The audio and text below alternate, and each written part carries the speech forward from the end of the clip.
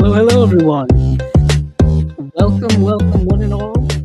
Welcome back, or if you're joining me here for the first time, welcome just in general to the world of chasing labels. I guess one could say, because it's not only chasing labels, but it's the various other shows that we have here on the Chasing Labels Network, if you will. It's kind of a little old-fashioned Chasing Labels Network, but welcome one and all. I am your host, Andrew Cabral.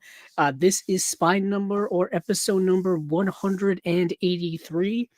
And if you are new here to the channel, or if you're returning, I guess you've already heard this, but you're going to have to hear it again.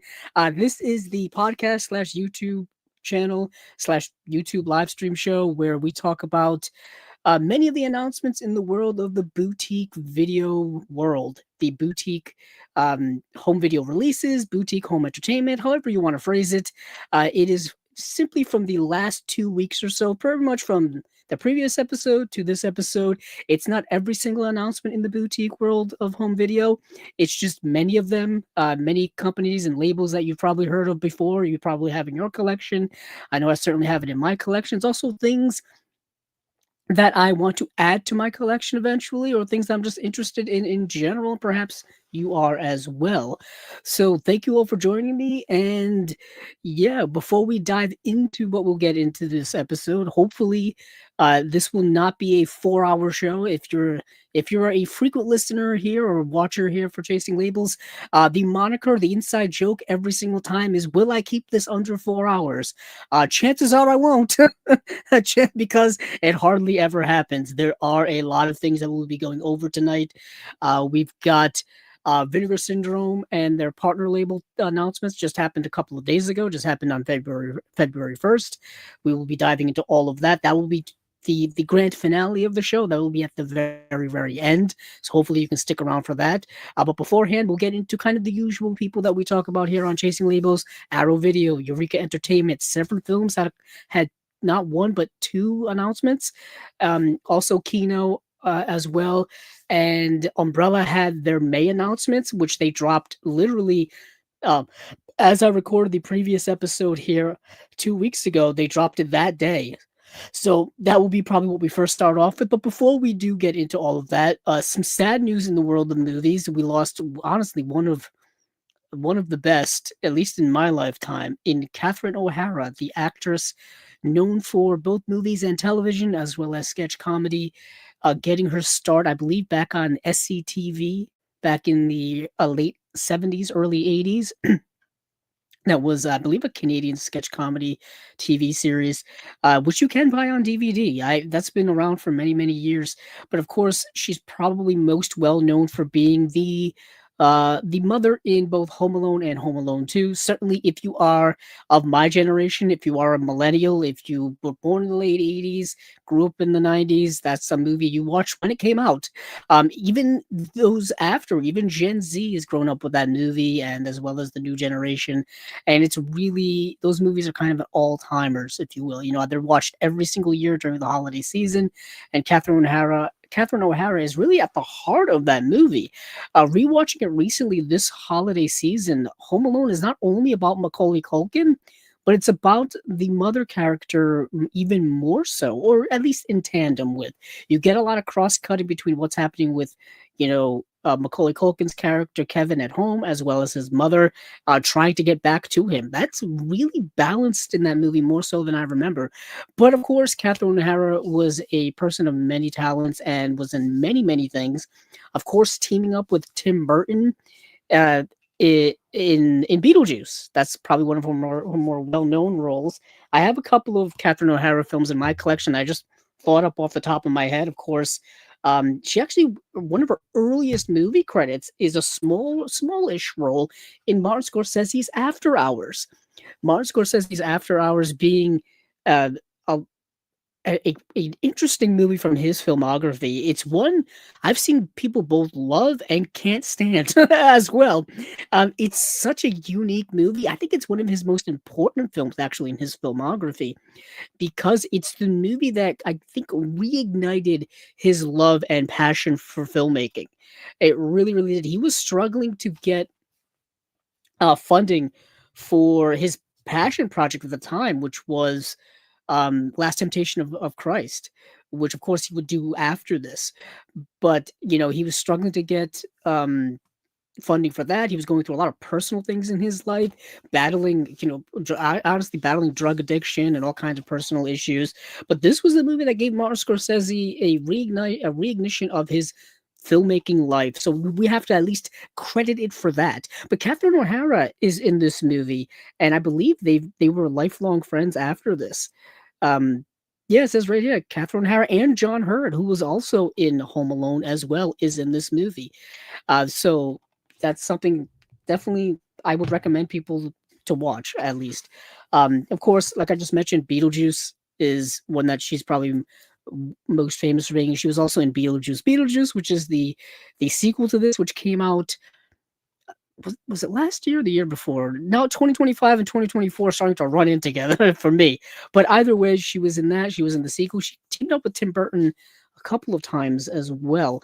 But Beetlejuice, of course, and then where I know her a lot from, and where I think her comedic genius really, really flourished, was in the Christopher Guest movies, in several Christopher Guest movies, some of which I have here. I have Waiting for Guffin, which is excellent. There's also Best in Show, which is my favorite Christopher Guest movie. I've rewatched this so many times, and yeah, just there she is right there next to Eugene Levy. And then, of course, she was also in A Mighty Wind as well. She's also in the movie For Your Consideration, which also has a Warner Archive release on Blu-ray, which I have to get. That came out, I want to say last year or the year before.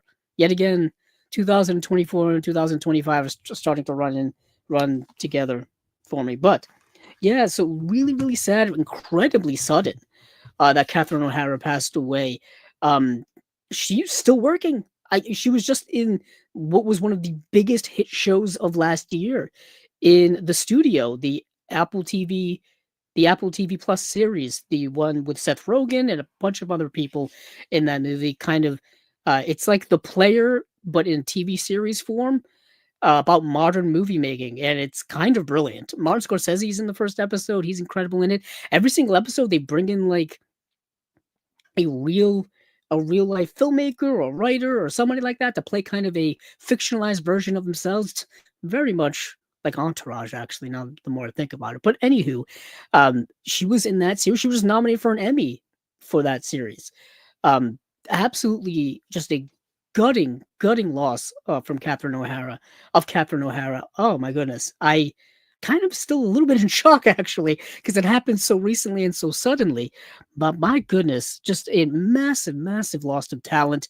Just a really fantastic, you know, actress and talent. Just wow, unbelievable. But moving on for there to more happy times, some happy things. A little bit of a movie collection update. Not much, actually. The two weeks in between episodes goes by really fast, and sometimes you don't get as many things as you think you're gonna get or you hope you're gonna get. But anywho, a couple of things here. I did pick up Yorgos Lanthimos' newest film, and this is Bugonia. I actually do not have the one he did before this, which is was it Kinds of Kindness? Let me see. Hold on. Let me actually look up what it is. I think it's Kinds of Kindness. It's either Kinds of Kindness or Kind of Kindness. I sound like a broken record. Yeah, Kinds of Kindness. I still have to get that, but I picked up Bugonia because Bugonia was actually, it was in my top 25 favorites of last year. Now that I'm going back and looking at kind of 2025 films and, finalizing that list and whatnot, this was in my top 25. It wasn't in my top 10, wasn't in my top 15, but it's in like that, like the honorable mention tier, I think, of favorites of last year. Incredible acting in this movie by Emma Stone and Jesse Plemons.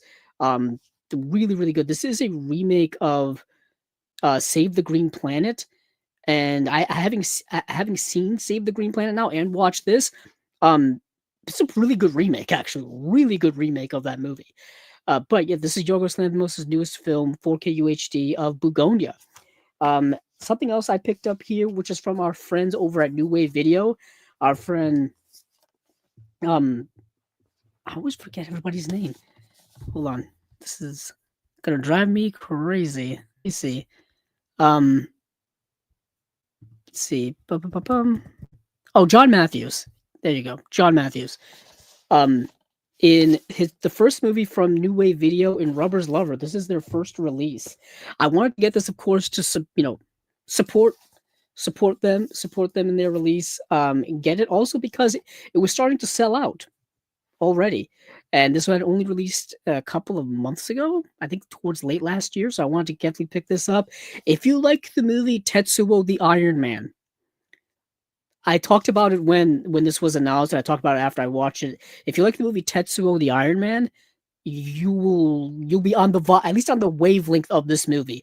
I think this movie is even crazier than Tetsuo the Iron Man. And Tetsuo the Iron Man is one of the most insane movies you will ever see. I think this movie is even crazier. And I mean that in a complimentary way. In a complimentary way.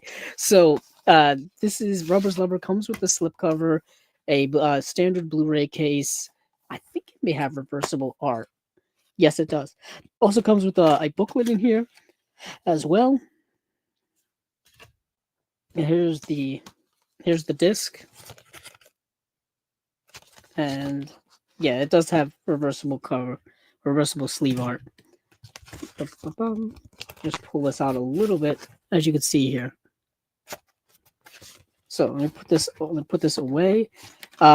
Yeah, like I said, this movie is absolutely incredibly insane. I've got to get their other releases, because I think they're actually going to have an announcement tomorrow of another release, of another upcoming release. So before I get too far behind in getting their releases, I gotta catch up a little bit, because they already announced a sub label as well.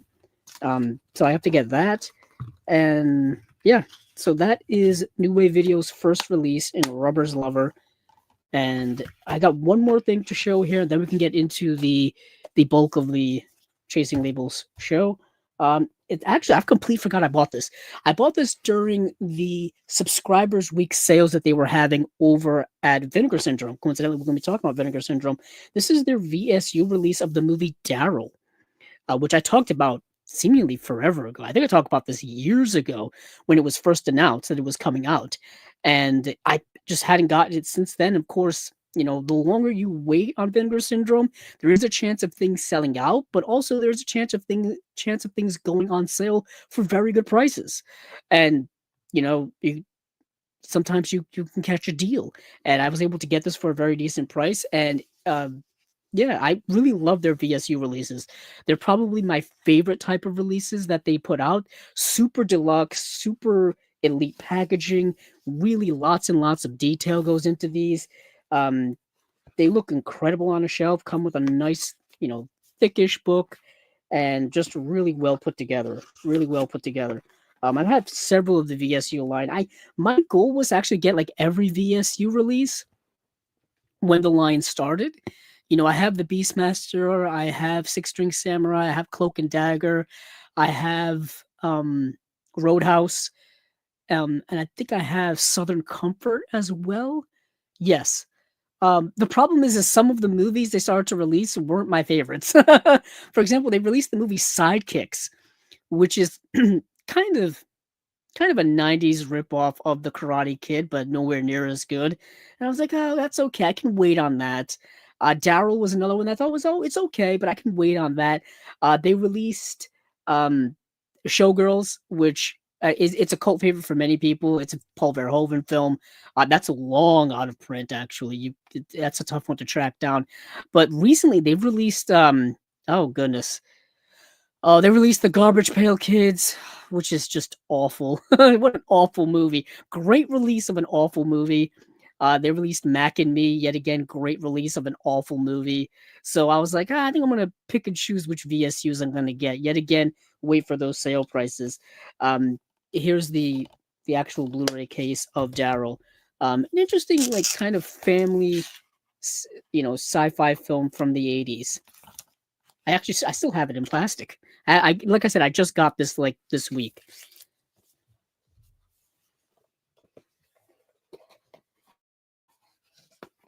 So let me put this back, and then that is it. Actually, that is it. That's all I've got. Not much in the last 2 weeks. The 2 weeks goes by fast, but yeah. Yeah. Now we can get into what we have going here on Chasing Labels. I will be starting out with Umbrella because they do have their May releases from last year, from this year. And like I said, they dropped them last time, literally on the day I was recording, so I wasn't able to get to them. So I figured might as well pick up literally where I left off. But we do have some comments here. We do have some comments that I want to get to before they get too backed up. JB44 says, "Greetings, people of the Cineverse." I used to call our followers here chasers. I may bring that back. I mean, I didn't use it that much to the point where people were using it just casually, but that's a cool name, chasers. JBL says, "Hopefully it's 6 hours." Hopefully not. As much as I would love to talk for 6 hours, I get just absolutely exhausted by like the 2 hour mark. Honestly, by the first hour goes by pretty fast. When you're recording a podcast or when you're doing any type of live streaming, I feel like the first hour goes by really quickly. Maybe the first two. It's kind of a blur. You can kind of you're just chit-chatting, you're kind of running on adrenaline a little bit. You got all that energy cooking. But honestly, by after the 2 hour mark, my energy just collapses. I have also certain medical issues and whatnot. I suffer from chronic fatigue syndrome, so I get really really tired very really really really fast. So that's also an issue for me, amongst other things. But anywho, not to get too into it, you don't care about that. Let's see. Acres of Movies says, "Yay, the best program around, best couch ever." Thank you. It's very comfortable. I'll be honest. I fall asleep on it every single day. I fall asleep. Well, for those of you who aren't watching at home, who are just listening to the audio, so I'm sitting on my couch. I do have movies piled up around me just because the shelves are overflowing as they always do. The TV is in front of me. Speakers are around me. You can see one. Which way? That way. You can see one up there. So there's one there. There's one over to the right. Two in front. Center speaker 5.1. The standard. The standard. But I fall asleep here every single night. I basically, go till you're broke. Go till you're broke. But Acres of Movies is here. It says, Acres of Movies asks, "Did you enjoy Send Help? Favorite performance of McAdams, and where does this rank?" I did see Send Help. So in the middle of prepping for Chasing Labels, where I'm just watching like a bunch of different movies, I did set some time aside so I could see Sam Raimi's newest movie, Send Help, which is Sam Raimi is back. This movie has so many like little Easter egg Sam Raimi isms in there with like over the top gore and some dark humor and just weirdness. It so has that Sam Raimi flavor in it that I really liked a lot. And I think Rachel McAdams was excellent in the movie. I thought she was really fantastic. As for ranking of her performances, I'm no Rachel McAdams expert, so I would have to actually go. Let me take a quick look see at Rachel McAdams. She's been around for so long. Let me check her IMDb for a second, just so I can get a sense. I know she's been in like every type of movie. She's been in heavy dramas like The Notebook. She's been in teen angst stuff like Mean Girl. She's been in The Vow. She's been in Red Eye. What else was she? She was in Eurovision, the song contest movie from a few years ago. I thought she's great in that. Game Night.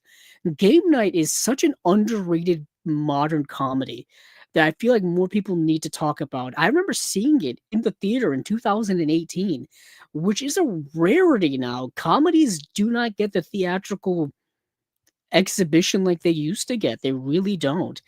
Um, She's in. She was, of course, she's been in MCU movies. She's been in. Oh, she was in the second season of True Detective. I remember that. I believe it was, yeah, it was the second season. Um, she's been in a lot. About Time I rewatched recently for movies down memory lane, and yeah, that's really good. Oh, speaking of which, so movies down memory lane, which is the no show that we do here on the Chasing Labels Network, we taking a little bit of a break from that, but the most recent episode we talked about was Goodfellas, which is the Martin Scorsese's uh, all-time classic Goodfellas. Check that out if you haven't already. It's me, Steven, and our friend Dan all talking about Goodfellas for about an hour. So yeah, it's Martin Scorsese means a heck of a lot to a lot of people, including myself. Um, I remember Rachel McAdams being in Midnight in Paris. She's in the first Sherlock Holmes movie and the second. But let's see, Wedding Crashers. I don't. This is one of her better roles, I think. Certainly a role where she's leading the movie, kind of not by herself because Dylan O'Brien's in the film, but she's very commanding in the movie in Send Help. Send Help, I think, is really good. Um, Underrated movie that she did recently in 2023 is Are You There, God? It's Me, Margaret. Good movie. Check that out if you haven't seen it already. Um, but yeah, I love her in Game Night. I'll say that again. Let's see. Acres of Movies also says, also, if you feel comfortable, name your favorite 3 scenes in that. Personally, I love the movie. I think it's one of the best movies of the 2020s. Are you referring to, oh, Send Help?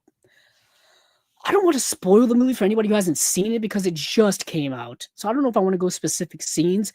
I want to say the longer the movie goes, the crazier and crazier it gets.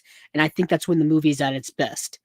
The crazier it gets. It was giving me very much Drag Me to Hell vibes.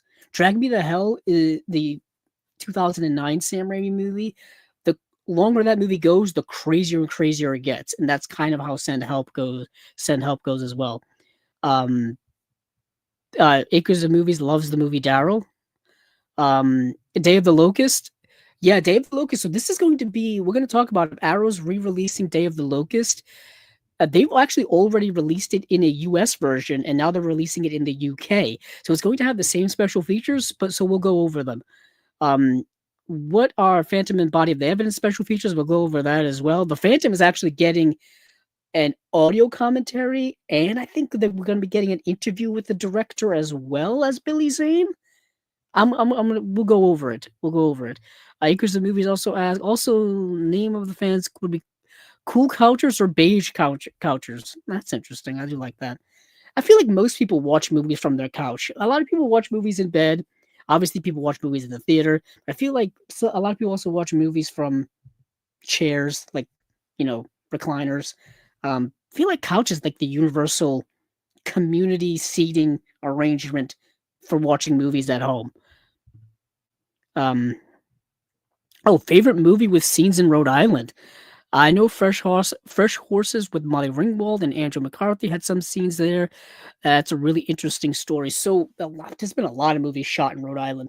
The beginning of Dumb and Dumber is shot in Rhode Island. That's always fun. They drive on the highway here. Their apartment is like in a seedy area downtown. Um, Gee, what interesting is it? I'm trying to think of movie shot. I mean, um, I think Meet Joe Black was shot in Rhode Island. I believe also the 1970s The Great Gatsby with Robert Redford was shot in Rhode Island. I think that was shot in Newport. Um, as for more modernish things, I think Dan in Real Life, the movie with Steve Carell, that was shot in Rhode Island. Um, El McKay, which just came out, the James L. Brooks film, shot in Rhode Island. J.J. Abrams' next movie shot in Rhode Island. M. Night Shyamalan's next movie shot in Rhode Island. Um, the TV series The Gilded Age, parts of it is shot in Rhode Island. I think I can't remember which parts. Um, yeah, that's shot in Rhode Island. That was shot in Rhode Island. Amistad, Steven Spielberg's Amistad. There's a couple of scenes shot in Rhode Island. A couple of exteriors they used for the State House downtown, in downtown Providence. That was used. I know it's not answering your question directly, but that's just off the top of my head without, doing actual research. Let's see. Um, oh, really? Acres of Movies. I really love Send Help. For me, Send Help might be close to career best for all. It's certainly a return to similar form for Sam Raimi. It's certainly that. It's certainly that. Like it's going back to Drag Me to Hell. His foray into the MCU. You can only do so much. Although his movie, which I actually do have over here somewhere, it's actually in the stacks. It's in the pile here. Um, the multi which was Doctor Strange and the Multiverse of Madness, had some Sam Raimi isms in it. Like it had like reanimated corpses doing stuff. It had weird macabre things going on in it, which you can get away with when you're dealing with Doctor Strange. You're dealing with magic and that type of mystical world, but you can only do so much in the MCU prism. You can't go crazy like. Let's see. Um, do I want a Goodfellas prequel or sequel? No. Or Casino sequel. Um, no. Interesting. In Movies Down Memory Lane, we talked about the Lufthansa heist and doing a movie just on the Lufthansa heist. I don't think we'll really, you know, need that. That information feels like more interesting in documentary form. Um, Acres of Movies also loves the movie Red Eye, which a lot of people are, talking about once again. I feel like Red Eye, every couple of years, people start talking about that movie. And it's a really tight, good thriller with Rachel McAdams and Cillian Murphy. Uh, yeah, uh, Acres of Movies wants a Darkman Legacy sequel with Liam Neeson. Um, Day of the Locust, wild plot. It really does. The ending of Day of the Locust is kind of nuts. Kind of nuts. Well, Acres of Movies ask, would you rather have a live action Earthworm Jim movie or a live action DuckTales movie? Daniel Craig Scrooge McDuck Origins. Um, so when I'm thinking of live action DuckTales, I'm either thinking of of Howard the Duck, which is not the best thing to think of, and also thinking of the live action Cats movie they did a few years ago. Um, I with the Tom Hooper movie, and neither of those things would be good. I don't think you need to do to do a live action DuckTales movie. I would love DuckTales to come back. I said this before here. I loved their new animated series that they did a couple of years ago. I thought that was excellent. It was actually very much in line with the feeling of the old comic books of Scrooge McDuck and Donald Duck and the nephews and the adventures they were going on and all kinds of stuff. You got all kinds of backstory with the nephews' mother and what happened with her and all kinds of stuff. I thought it was incredible. And they worked in other things from DuckTale, Launchpad McQuack and Gizmo Duck, Darkwing Duck, all this kind of cool stuff they worked into that series. I hated that they canceled it after 3 seasons. I really hated that. So Earthworm Jim would be nuts in a live action form. Because the movie says, I had no idea Oliver Ryan. That is amazing. Yeah, they shoot a lot of movies here because they used to get really good tax breaks. I don't know if they still do. That is what lures movie productions to certain states. If you wonder why a lot of the MCU movies were made in Georgia or Atlanta, it's because the state would give them such good tax breaks, such good like deals, or like rebates and things like that, so they could, you know, the production would be cheaper there. That's also why they shoot a lot of things in Canada. It's cheaper to shoot in Canada than it is to shoot in the United States. That's why you see a lot of you see like Toronto will double for New York sometimes. You'll see Vancouver double for Los Angeles sometimes. They don't look anything alike, but they'll do that. If you're familiar with the old WB network shows or the CW shows, they all shot in like Vancouver. It's like Supernatural, Smallville, um, a lot of the Sci-Fi Channel shows, Battlestar Galactica, I believe they shot in like Vancouver as well. It's just cheaper to shoot there. It really is. But that's a whole movie production side of things. But let me get into what we're here to discuss because we're already 30 minutes into this. So let's talk about Umbrella. Let's go down to Australia. Speaking of going into another country, so they have their May of 2026 titles. Excuse me, and they have four titles to announce. They have the movie Matador, which is the Pedro Almodovar film from 1986. I talked about it last time because not only is Umbrella releasing an edition of Matador, Radiance Films is as well. So you can get the Radiance Films release, or you can get the Umbrella release of Matador, which is the Pedro Almodovar film from 1986. Antonio Banderas is in it. It's really good. So there's a super collector's edition that you can get from them with like a poster and art cards, and I believe it's coming with a book as well. But let me get into it, actually. So 48-page book of behind the scenes material. You've got original artwork, rigid slipcase. You got original artwork, uh, a regular slipcase, which goes over the Blu-ray case or 4K case in this situation. Or is it Blu-ray? No, 4K. A3 reversible poster, limited edition numbered release, a sexy, stylish, and highly original psychosexual black comedy from visionary Oscar-winning writer-director Pedro Almodovar, one of my favorites, and featuring a star-making performance from Antonio Banderas. Matador is a blood-dripping celebration of the darker side of human nature with an unflinching look at the link between sex, death, and religion. Yes, okay, we'll go with that. All right, yeah, so let's see what we have here for extras. There's a new audio commentary with podcasters, writers, and film analysts, the wives Colangelo. There's a new blood relations author Stephen Thrower on Almodovar and the horror film. Matador is very important to me. Actor Assumpta Serna interviewed by Entrefocus. And then we have Dangerous Passions, LGBTQ plus filmmakers reflect on Matador. Yes. So like I said, I'm a gigantic fan of Pedro Almodovar. I have a section of his in my collection. I need to get some of his more recent releases to kind of update that collection. And I need to get Matador. Actually, I don't own Matador at all. Several of his movies have been released by Criterion, as well as primarily Sony Pictures Classics. Sony Pictures Classics has released a bunch of his movies: Volver, Broken Embraces, oh, goodness, The Skin I Live In. That's a movie and a half.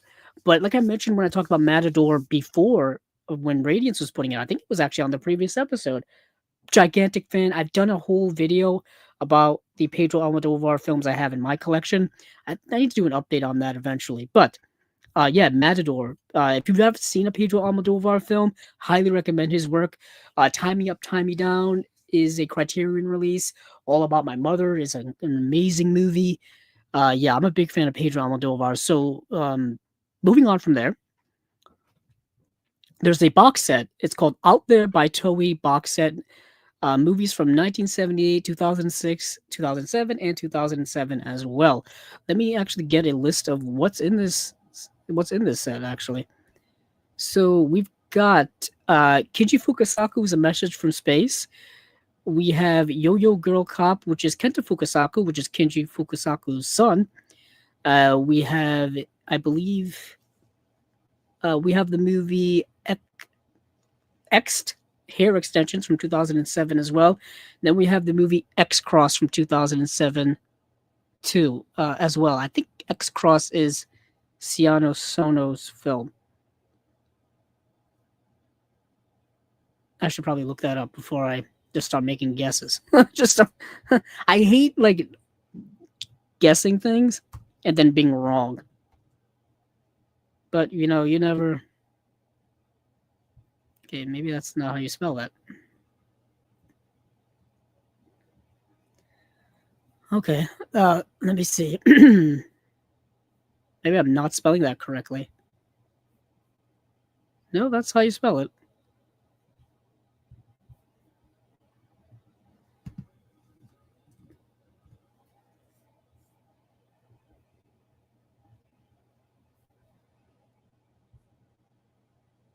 Nope, I think so. X Cross is Kenta Fukasaku, and then I think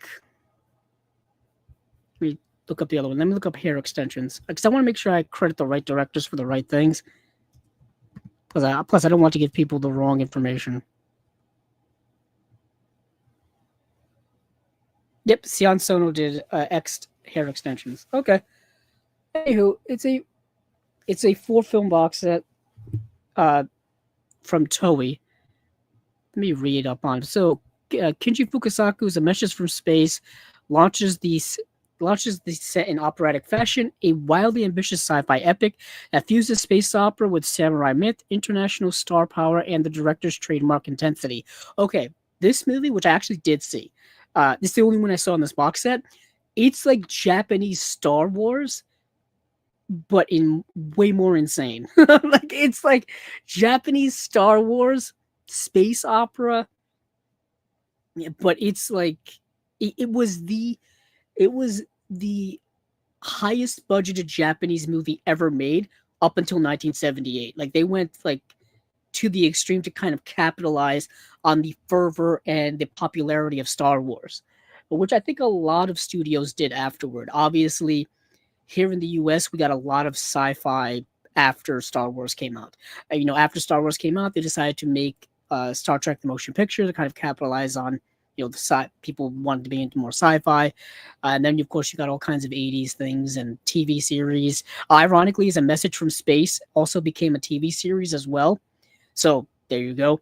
But A Message from Space is like Japanese Star Wars samurai in space, which Star Wars took a lot from the samurais and Akira Kurosawa and all that stuff. But this is different. Like, there's like, I can't even explain it to people. It's kind of nuts. Let me get a better, because I'm not explaining this well at all. And it's not even, like, it's not easy to explain without people actually seeing this. Hold on. That's not even a good. I'm gonna go to my Letterboxd.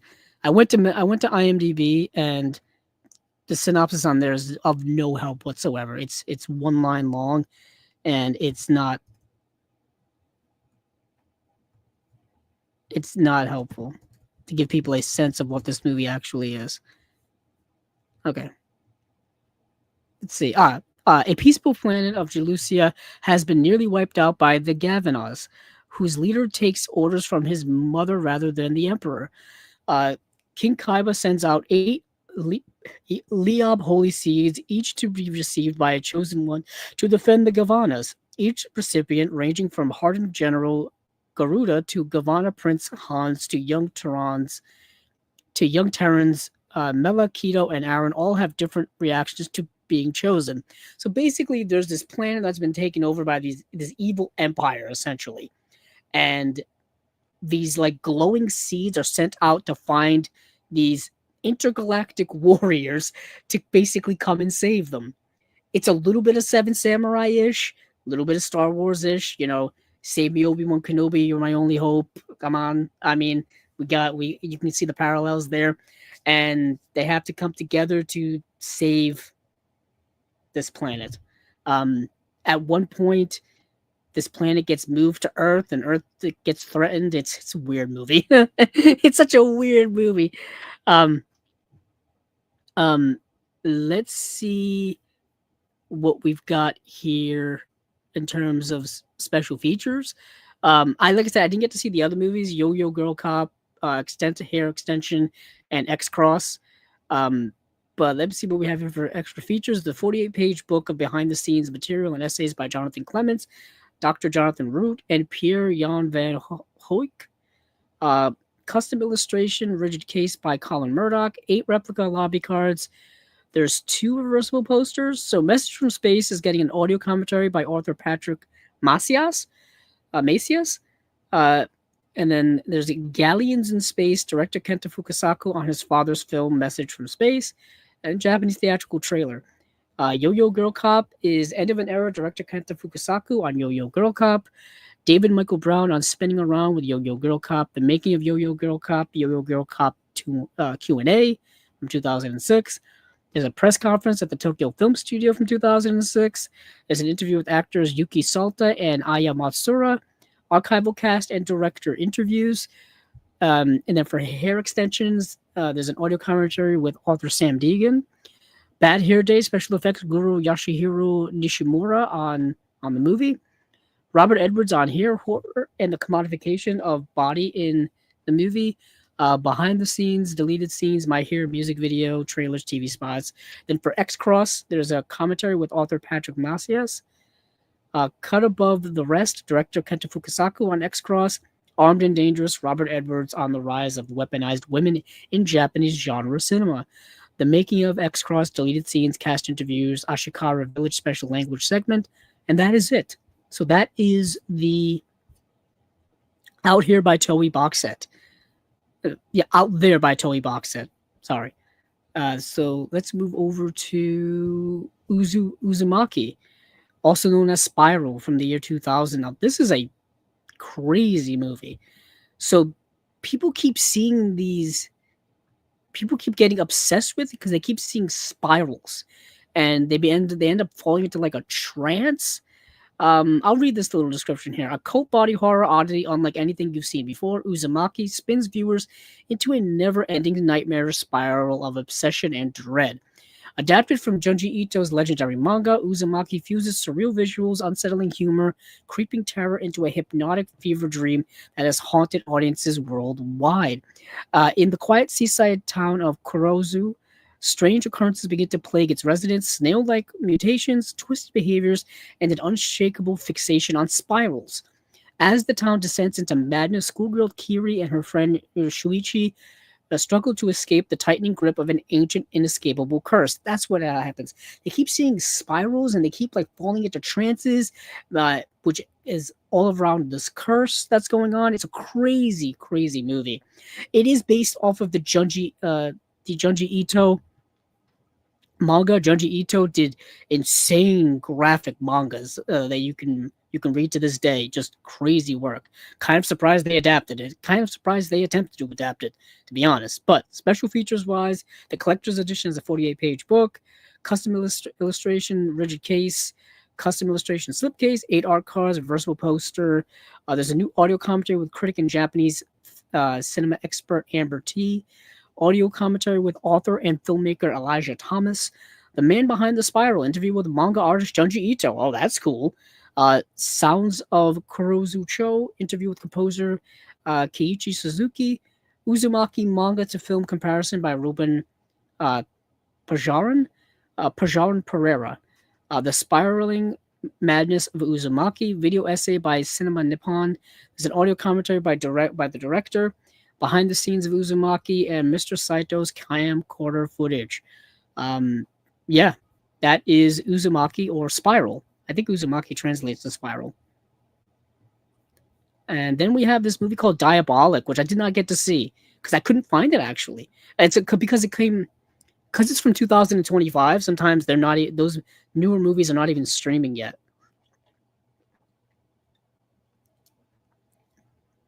What's also crazy, I see this happen from time to time here on Chasing Labels. There will be Blu-ray announcements for movies that haven't even been in the theaters yet, and they already have Blu-ray announcements. So you can't even, there's no way to see them. At least not yet. Let's see. Evil Doesn't Forgive in the new Australian horror starring Elizabeth Cullen, John Kim, and Mia Chalice. Diabolik is a uniquely unsettling horror that reminds us that horror works best when it's about what people do to themselves in the name of faith. Let's see. The description is 17-year-old Elise undergoes a baptism for the dead ritual with the FLDS, a Mormon offshoot where young women are baptized on behalf of the deceased. Sounds insane to me. Extras for this movie are limited edition slipcase, double-sided poster, audio commentary with director Daniel J. Phillips, audio commentary with the director and cinematographer Michael Tessari, audio commentary with director, sound supervisor Hamish Keane, composer Will Spartalis, and editor Sean Lahiff. So 3 audio commentaries. And then there's also a promotional featurette. So that's the movie Diabolik. I didn't get to see it. So there you go.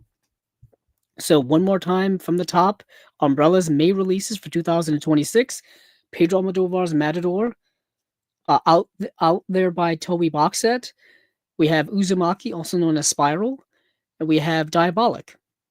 All right. Now, before we move on, do we have let's see. I was checking comments. That's interesting. So Acres of Movies asked, Kino made One Good Cop. The author of Cocktail directed that. Do you think Cocktail will go to Kino? I want features with Bobby McFerrin and discuss the whole soundtrack. Also get good commentary. Oh, I'm actually curious because I know Cocktail has a Blu-ray release.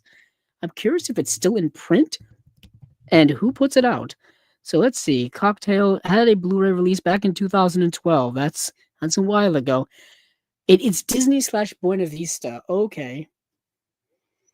Will it get a Kino release? I would love for it to get a Kino release. It feels like a movie Kino would put out. Whether Disney license it to them, license it to them, I do not know. I honestly do not know. I'm actually surprised Disney hasn't re-put it out yet. And let's see, came out in 1988, so the anniversary, 40 years will be in 2028.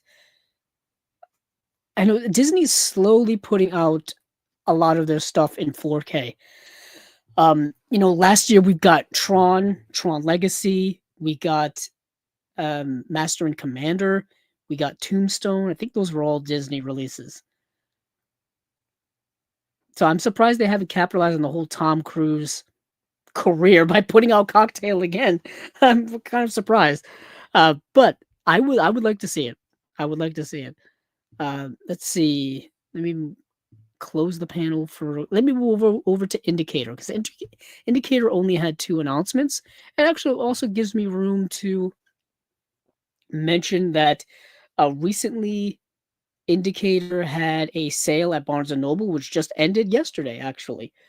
They also had a sale over the weekend of their out of print sale, where some of the things that have been out of print, they just find more stock of them, whether it be from stores or from warehouses long thought empty. I don't know how it works actually, but they had a little sale on their website there.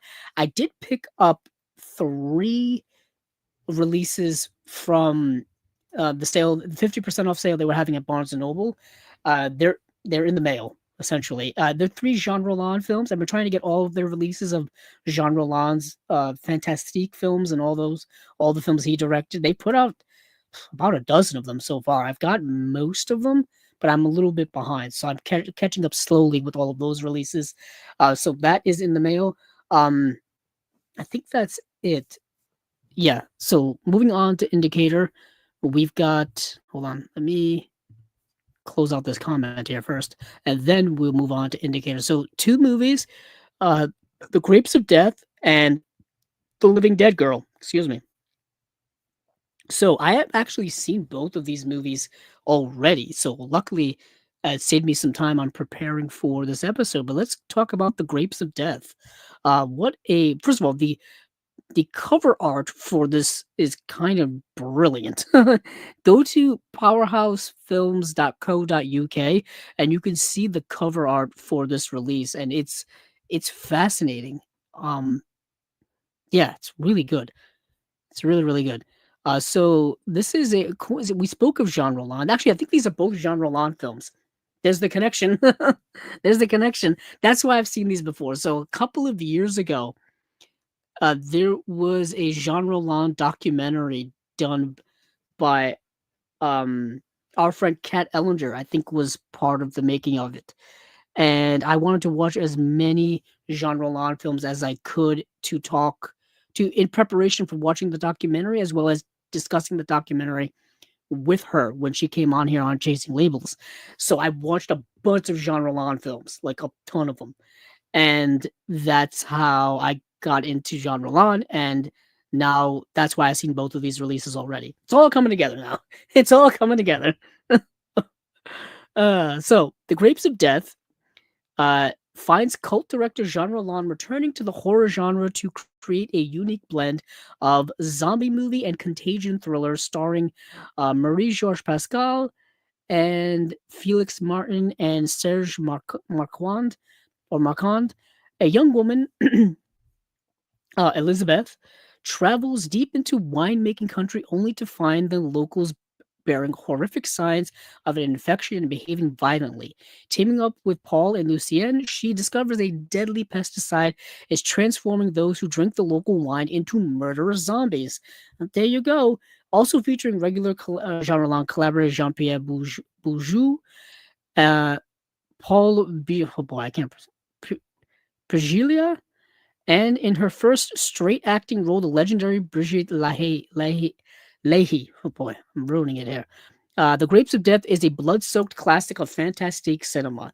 Yes, the fantastique cinema, for those of you who do not know, and for those of you who have not heard me talk about fantastique cinema, it's a blend of different genres. It's horror, it's erotic, it's drama, throw some comedy in there, if you will. But it's all about like mood and tone. A lot of fog machines going on. It's more about like the mood and the aesthetic and the vibe than it is actually about plot, at least from what I've observed so far. And that's the fantastic. It's such a blend of multiple genres into one. And Jean Roland was a master at it. But for this release here, for The Grapes of Death, which is a great title, playing on the whole, John Steinbeck's The Grapes of Wrath, it's playing on that title. Nothing to do with The Grapes of Wrath plot wise in any way, shape, or form, but this release is a new 4K HDR restoration from the original camera negative by Powerhouse Films themselves.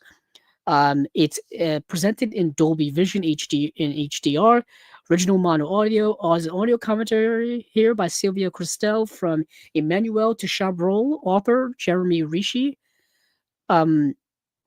There's also Jean Roland introduces The Grapes of Death from 1998. In Vino Veritas, documentary on the making of The Grapes of Death by Roland's personal assistant, Daniel Gouillet, featuring an interview with co-writer Jean-Pierre Bourgeois and contributions from writer-director Jean Roland, actor Brigitte Leahy, and key collaborator Natalie Perry. A new presentation of 2002 interview with Jean Roland and Leahy. Bloody Lips and Iron Roses, career-spanning German documentary about Jean Roland, interview with Jean Roland from 2007. That runs 50 minutes long. Wow. That's from Montreal Fantasia Film Festival. Wow, that's a heck of a pull of a special feature. Critical appreciation by author and film historian Stephen Thrower, original French and German theatrical trailers, image gallery, English subtitles, of course, a limited edition exclusive 80-page book, worldwide premiere on 4K, limited edition of 10,000 numbered units, 6,000 4K UHDs, 4,000 Blu-rays, both UK and US release. So obviously the 4K is what I'm more interested in. So that is region free. Let me go check the Blu-ray. But there's a US Blu-ray. Okay, so never mind. So there's a UK 4K, a US 4K, a UK 4K, and a US Blu-ray. No, yeah, hold on. I'm already starting to lose my mind. So there's a UK 4K, a US 4K, a UK Blu-ray, and a US Blu-ray. So all regions are covered. Similarly to the next movie I'm going to talk about, The Living Dead Girl. This also has, you can get it in any format, A or B, or region free if you get the 4Ks. But, so this movie is The Living Dead Girl. Now, when did this movie come out? 1982. Let's see. A spillage of toxic waste causes Catherine to rise from the dead with an insatiable taste for blood. Returning to her family home, she is reacquainted with her childhood friend, Helene, who tries to understand Catherine's predicament and becomes her accomplice with tragic consequences. Oh, interesting. So brand new 4K HDR restoration from the original camera negative. by Powerhouse Films. It's also in Dolby Vision HDR, original French mono soundtrack, audio commentary with director Jean Roland, audio commentary with film historian Kevin Lyons and Jonathan Rigby, selected scenes audio commentary with actor Francoise Blanchard, introduction by Francoise Blanchard. Jean Roland introduces the Living Dead Girl, new edit of a 2005 interview with Jean Roland on the Living Dead Girl, the director in conversation at Montreal's Fantasia Film Festival, new edit of a 2005 interview with actor Francoise Blanchard, an interview with Jean-Pierre Bourgeois, a new edit of a 2012 interview with the Jean Roland regular, a new edit of a 2005 archival interview with Jean-Pierre Bourgeois. Dang, there's a lot of interviews on these. Holy heck. Benoit Lestang, new edit of a 2012 documentary featuring interviews with the young special effects artist. Music by Philippe Daram. It says EW edit of a 2005 interview with Daram. Dead or Alive, updated documentary on the now lost English language American cut of The Living Dead Girl. Jean Roland at Fantasia, expansive documentary recording of Roland's time as a special guest at the festival. Alternate scenes, original theatrical trailer, image gallery, new and improved English subtitles. Limited edition 80-page book with new essays by Will Sloan and a bunch of other people. World premiere on 4K, 10,000 units, all the good stuff. Obviously, like I said, the 4K is region free. There's a UK Blu-ray, there's a US Blu-ray, as well as a UK 4K as well. So that is two Jean Roland films, The Grapes of Death and The Living Dead Girl, put out by Indicator. Yeah, more Jean Roland. I'm into it. Of course, I'm trying to get all the releases. So luckily, I picked up 3 during the sale that just happened at Barnes and Noble. So now I'm not too far behind.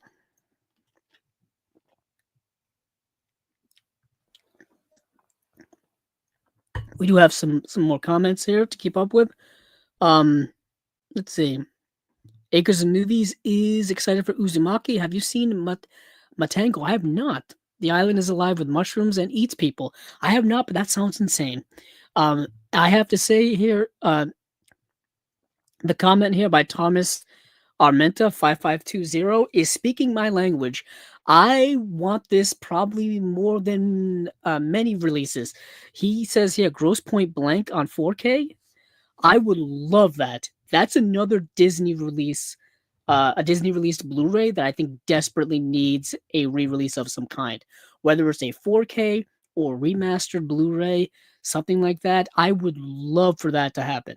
I love the movie Gross Point Blank. I've been wishing for that for a while. Acres of Movies, you ask here all the time if they're, if you want sequels to something.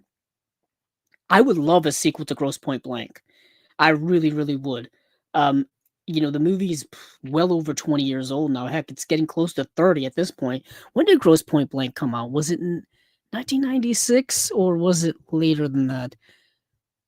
Looks 1997. 1997. So next year will be the 30th anniversary of Gross Point Blank. Perfect time to put out a 4K of this movie. The movie stars Minnie Driver as well as John Cusack, Alan Arkin's in the movie, Dan Aykroyd's in the movie, Joan Cusack's in the film. If you've never seen Gross Point Blank, it's pretty great. So it's a movie about Martin Blank, who is a freelance hitman portrayed by John Cusack, and he ends up having to do a hit in his hometown, and he goes back just in the time. He doesn't have that's not really what happens. So his therapist basically gives him instructions to go back to his hometown to attend his 10-year high school reunion. And while he's there, things kind of escalate regarding his job. And it's great. And he gets back in touch with his old high school girlfriend, in Minnie Driver, who's still living there, and it's great. It's so great. It's great. It's great comedy, great character stuff in there. Um, it all works so well. But I would love for that to happen. Acres of Movie says, "Would you rather go on a dark ride for The Matrix or The Edge?" The Matrix. The Matrix. Um, I haven't seen The Commitments from 1991, Acres of Movies, so I don't have any opinion on it. Let's see.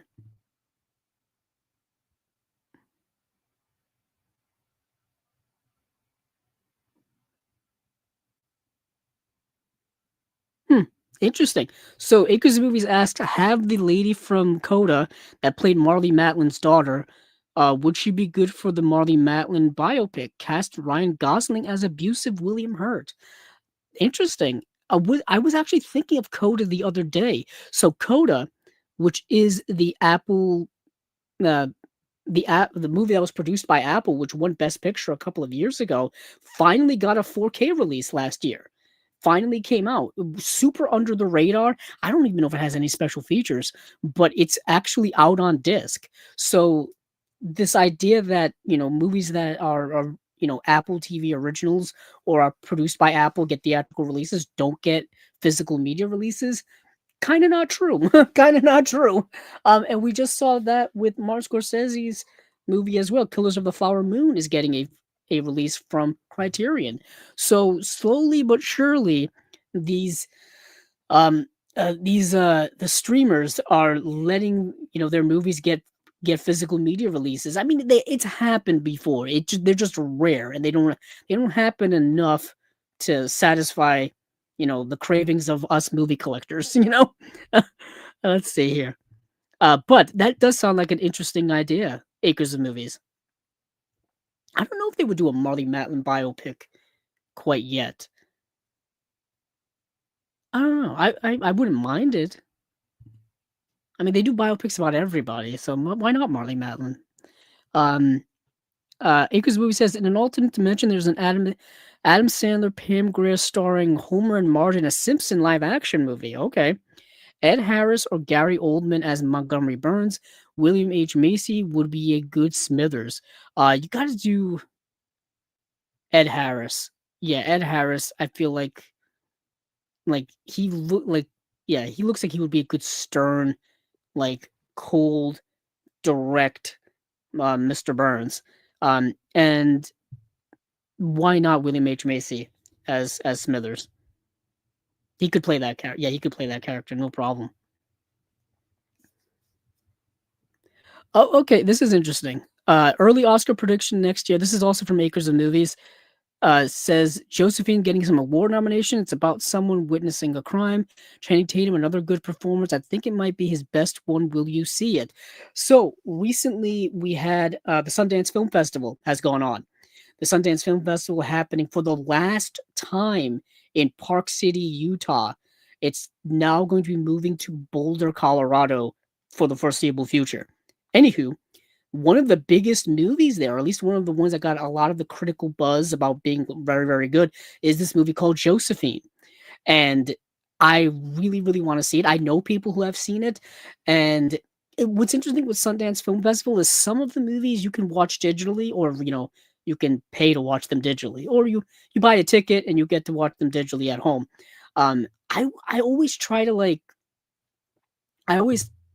into it to see how expensive that is, and I didn't do that this year. I guess I'll just wait until it comes out later on. I'll just rely on people that I know that saw them, and everybody who I've seen on, whether it be YouTube or people I know on Facebook who saw the movie, say it's excellent. And yeah, I really want to see it. I don't know who's picked it up for distribution yet, so I don't know when it's going to be coming out. Hopefully this year. Hopefully somebody who has a good distribution model picked it up. So I'll check up on that actually afterwards. Um, what movie always makes you amused? Oh my goodness. Let me take a gander over at my comedy section. Um, there's so many movies that always make me laugh. There's movies that I think about that make me laugh. But what's interesting is that there are certain lines in movies that are funny that aren't supposed to be funny. Like there's like for example, this is gonna sound messed up. American Psycho is way more of a comedy than it probably should be. Because because it's so horrific and satirical, um, that it's funny. And so, like, that's a movie that one often thinks of, which is kind of crazy once you think. But I wrote a whole paper on, like, Patrick Bateman he's a satire about male masculinity in the 80s. He really, really is. Even just male masculinity in general, he is. And that's kind of fascinating to me. But there are so many movies that I just think about and laugh out loud about. Um, Now, yeah, it's crazy. Now I can't even think of them. Now I can't even think of them. I think about them all the time, but when the lights are on and the camera's on, your mind goes completely blank. Um, oh man, there's a lot. There's too many. There's too many. I'm blank. I'm freezing up on you guys. Um, okay. I don't know if Acres of Movies is asking me about some really good upcoming releases or really good current releases, but February has some really good releases upcoming, especially from Arrow Video. I was actually just talking about this earlier with with our friend Scott Saslow because he worked on the layout for this. Michael Crichton's Westworld is getting a 4K and Blu-ray release from Arrow. That's a fun like 70s sci-fi movie. Because I think, and I was just mentioning to him that the HBO series, which was a big hit, its first and second season, got a lot of people to go back and watch the original movie. Excalibur is coming out really, really soon. Actually, Excalibur is coming out really, really soon. That's something that I'm looking forward to most definitely. Yeah, Excalibur is coming out February 24th. Uh, I'm circling that on my list. I know the Pink Panther movies from Kino just came out. I heard there's some issue with those, so I have to look into that. But yeah, that's coming out this month.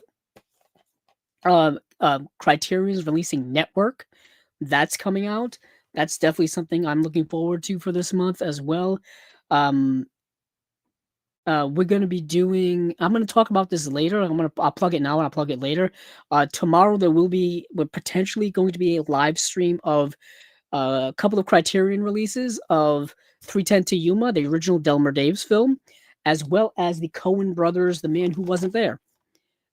This is the Coen brothers neo noir homage film, starring Billy Bob Thornton. Frances McDormand's in this film as well. Yeah, this is a really nice release of a really underrated Coen brothers film, in my opinion. I believe this is one of the films they did right before No Country for Old Men. So this kind of gets sandwiched in and lost in between two of their bigger films. I'll talk about it tomorrow when we do it. In Oh Brother Where Art Thou and No Country for Old Men, and in the middle there is this movie, The Man Who Wasn't There. That's coming out this month as well. But yeah, let's see. Let me move on to what we're going to talk about next here. It's let me see where else I want to go. I'm going to be saving Arrow and Eureka for a little later. I did Umbrella, did Indicator. Actually, I may go to Eureka right now. You know what? Why not? We'll go to Eureka right now. Let me just go pull up the Eureka releases. There's only 2 of them, and they're 2 box sets, and I didn't get to see much on them, so I don't have a lot to say about them. Actually, that's not true. They're not both box sets. One's a box set. It's the Adventure Calls, Carl May at CCC, and Danger Diabolik. So Danger Diabolik actually got a 4K release from Kino last year, I believe, and it's now getting a Eureka release. So let me pull up the info on this. Let's see. Danger Diabolik. I have to actually click on it for me to go to the webpage. Yep, these are the Eureka April releases. So Danger Diabolik, I talked about this when it was announced from Kino. This is an adaptation of a comic book, actually. So, in 1962, Italian comic book writers Angela and Luciano Giussani invented Fumetti Neri, Black Comics, with Diabolic, a wildly popular crime series starring an elusive master thief. Within just a few years, the comic was adapted into a psychedelic feature film, released internationally as Danger Diabolic, directed by a true maestro of Italian genre cinema in Mario Bava. Yeah, Mario Bava, who did, goodness gracious, Blood and Black Lace, um, uh, Black Sabbath, a maestro of like 1960s and 70s Italian horror films, really.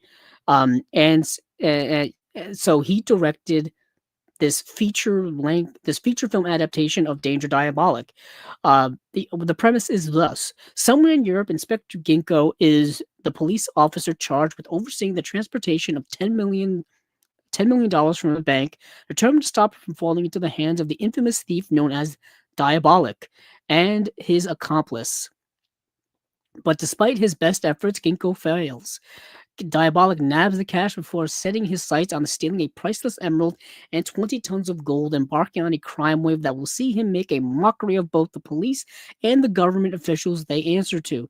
Designed to capitalize on the success of CCC Films' Dr. Mabuse's sequels, Andre Humbel's Phantom Watch trilogy, and Harry Alan Towers' Fu Manchu series, Danger Diabolic is Italy's contribution to the popular cycle of supervillain movies that swept Europe in the 1960s and a key entry in Mario Bava's filmography.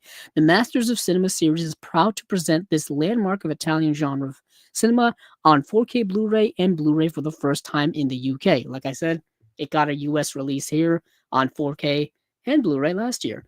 So it's a 2-disc edition.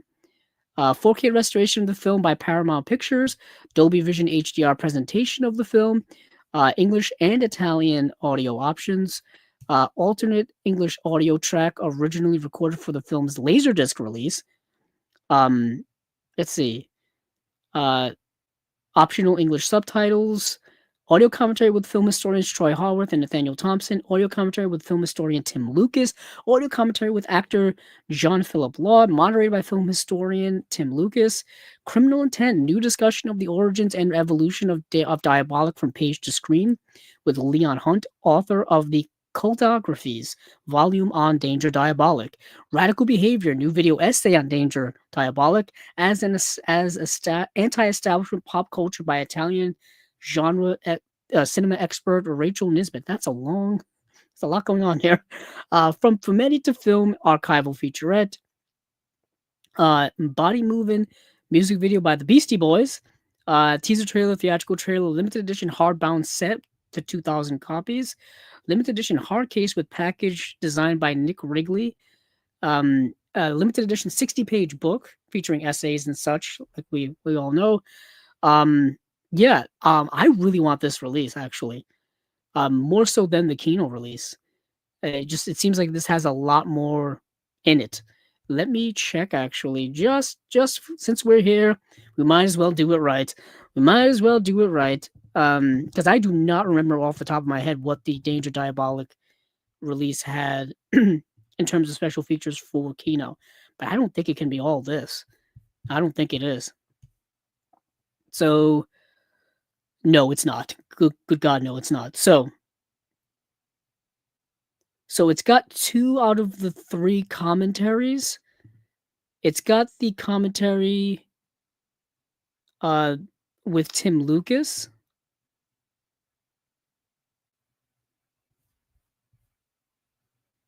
And it's got the Troy Haworth and Nathaniel Thompson one as well. Well, it's got the one. So there's a commentary by Tim Lucas on the Eureka release, and there's one moderated by him with the actor John Philip Law. It's got the one with the John Philip Law and moderated by Tim Lucas, and the Troy Haworth and Nathaniel Thompson one. So that carries over from the Kino release, and it's got the Danger Diabolic from Fumetti to Film. So you get that, and it's got the music video, the Beastie Boys, but that's it. So this Eureka release has much more in the way of special features than the Kino release, but it's got all the Kino special features too. So you get all the Kino special features plus much more. So that's why, and that's kind of what Eureka does. Eureka does that a lot. When they put out uh, the same movie that other people have put out, they usually have exclusive special features or more special features than other companies have. I remember this when they did their In the Line of Duty releases. Uh, as a, I know 88 Films did the Region A version, and Eureka did the Region B version, the Blu-rays. And I know the Eureka releases had like slightly better special features because I did that comparison many, many times to decide which ones I wanted to get. Let's see.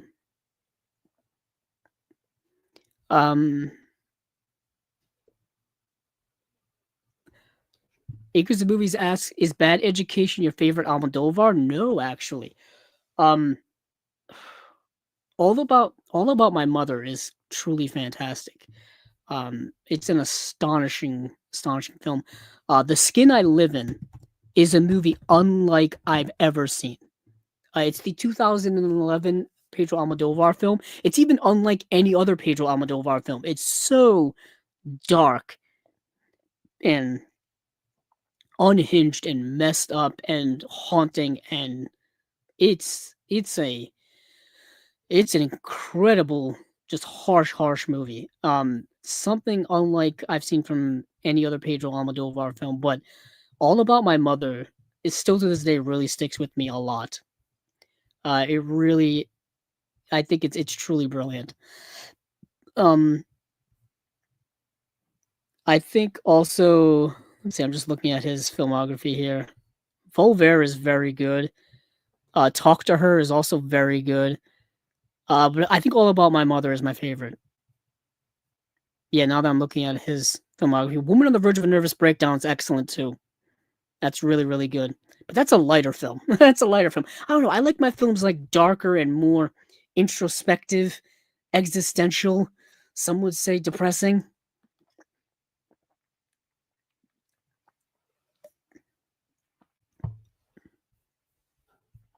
A favorite of these so far today, Acres of Movies ask. So let's see, favorite release.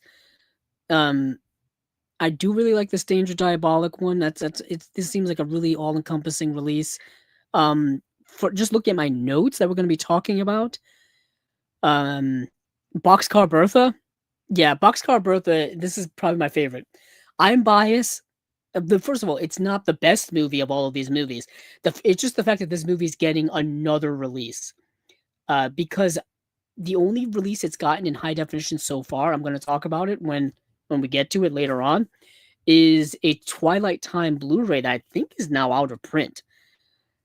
So it was either tracking down that old Twilight Time Blu-ray release, getting the Blu-ray to get that Blu-ray, finding the DVD, or just waiting in to see who else was going to be putting out Boxcar Bertha.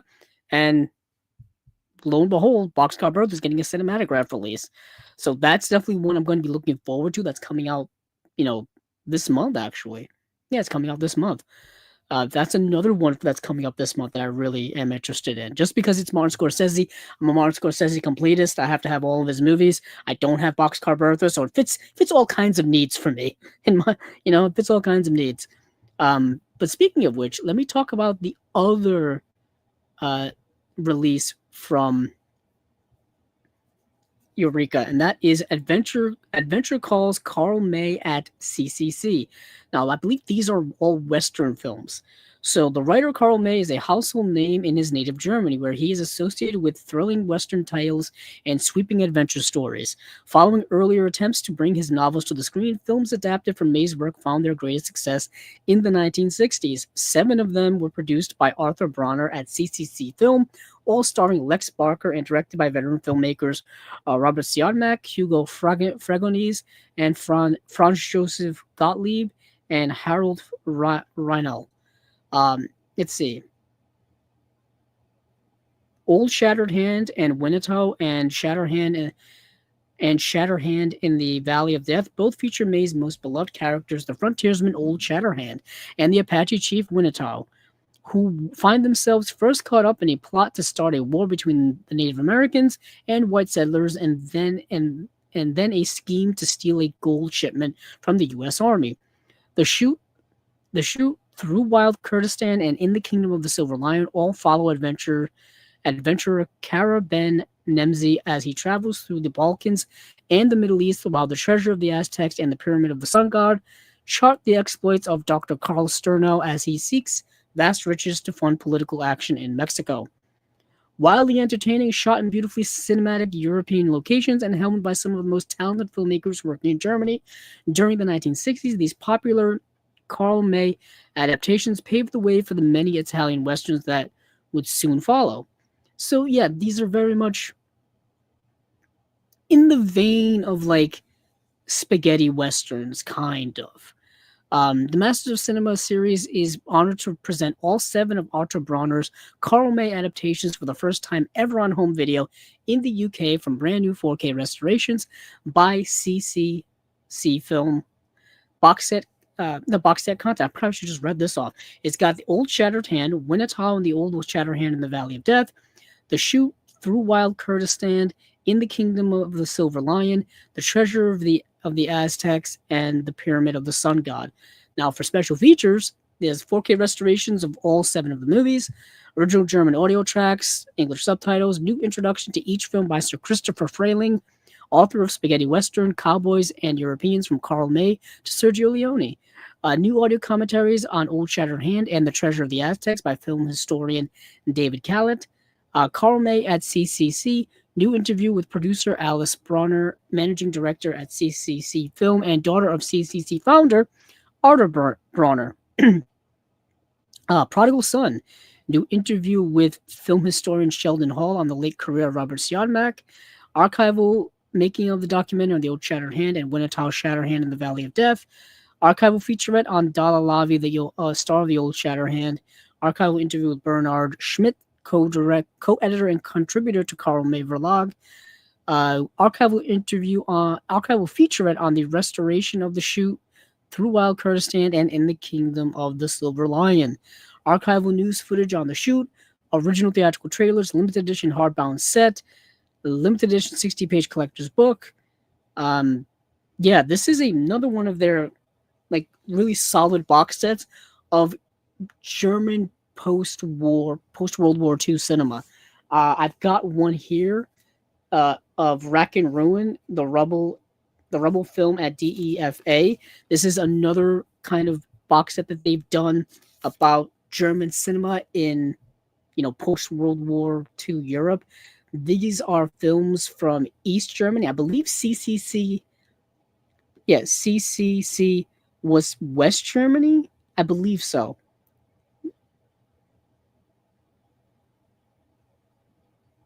I'm just reading the back here like a crazy person. Not the best time to be reading things in your mind while live on camera. But yes, they've also done a CCC box set before of another set of genre films. I think that one's like sold out everywhere. It's tough to find.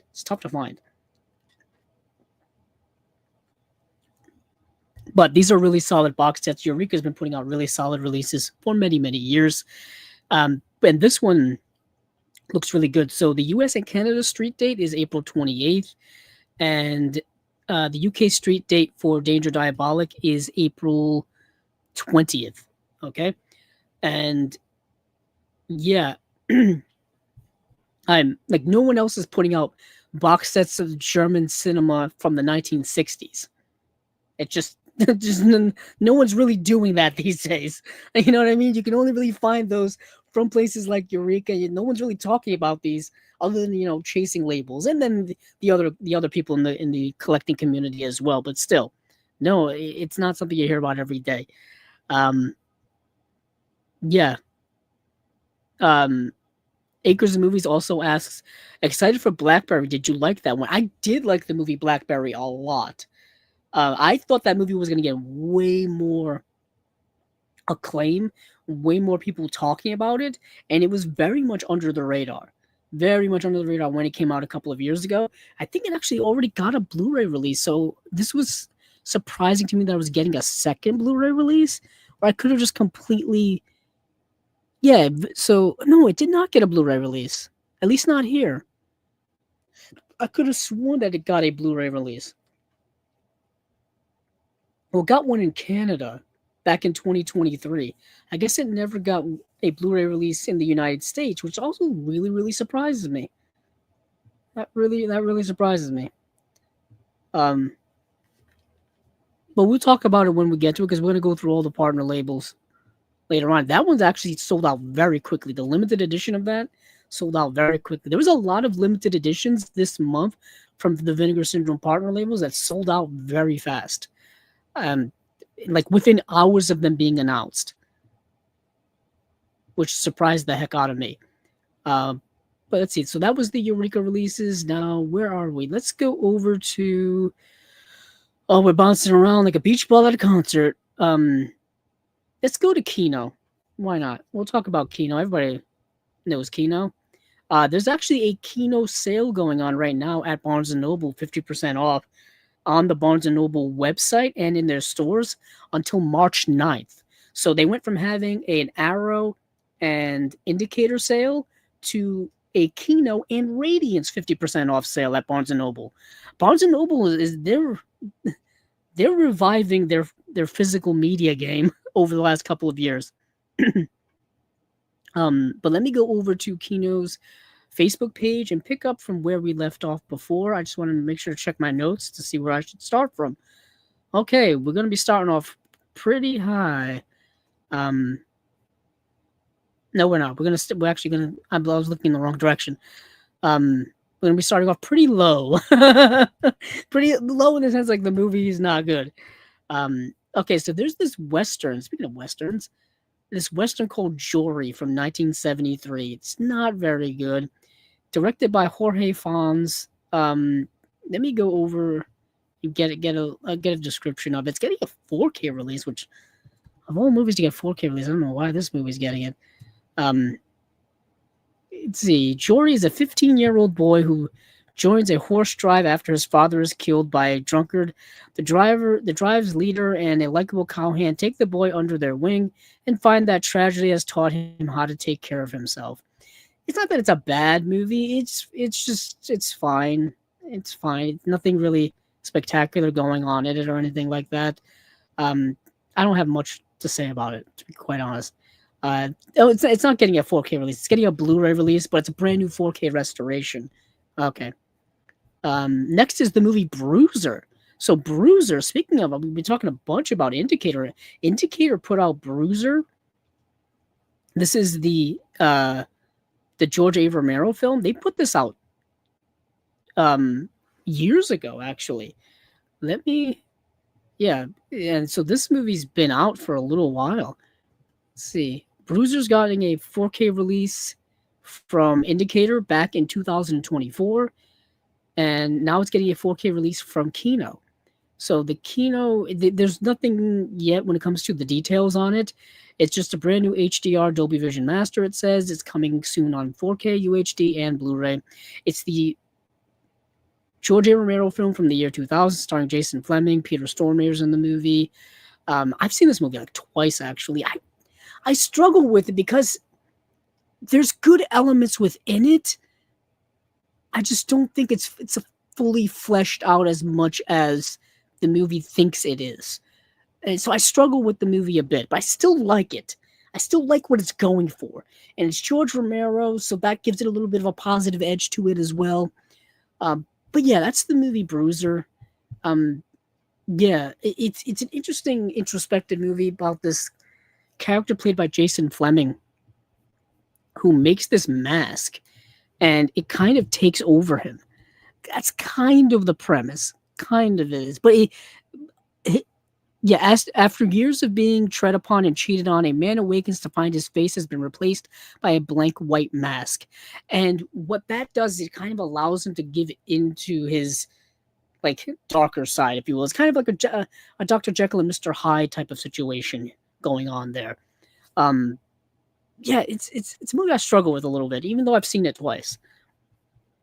But anywho, that's Bruiser. Let me move on from there to there's the movie called Death Ship with George Kennedy and Richard Crenna.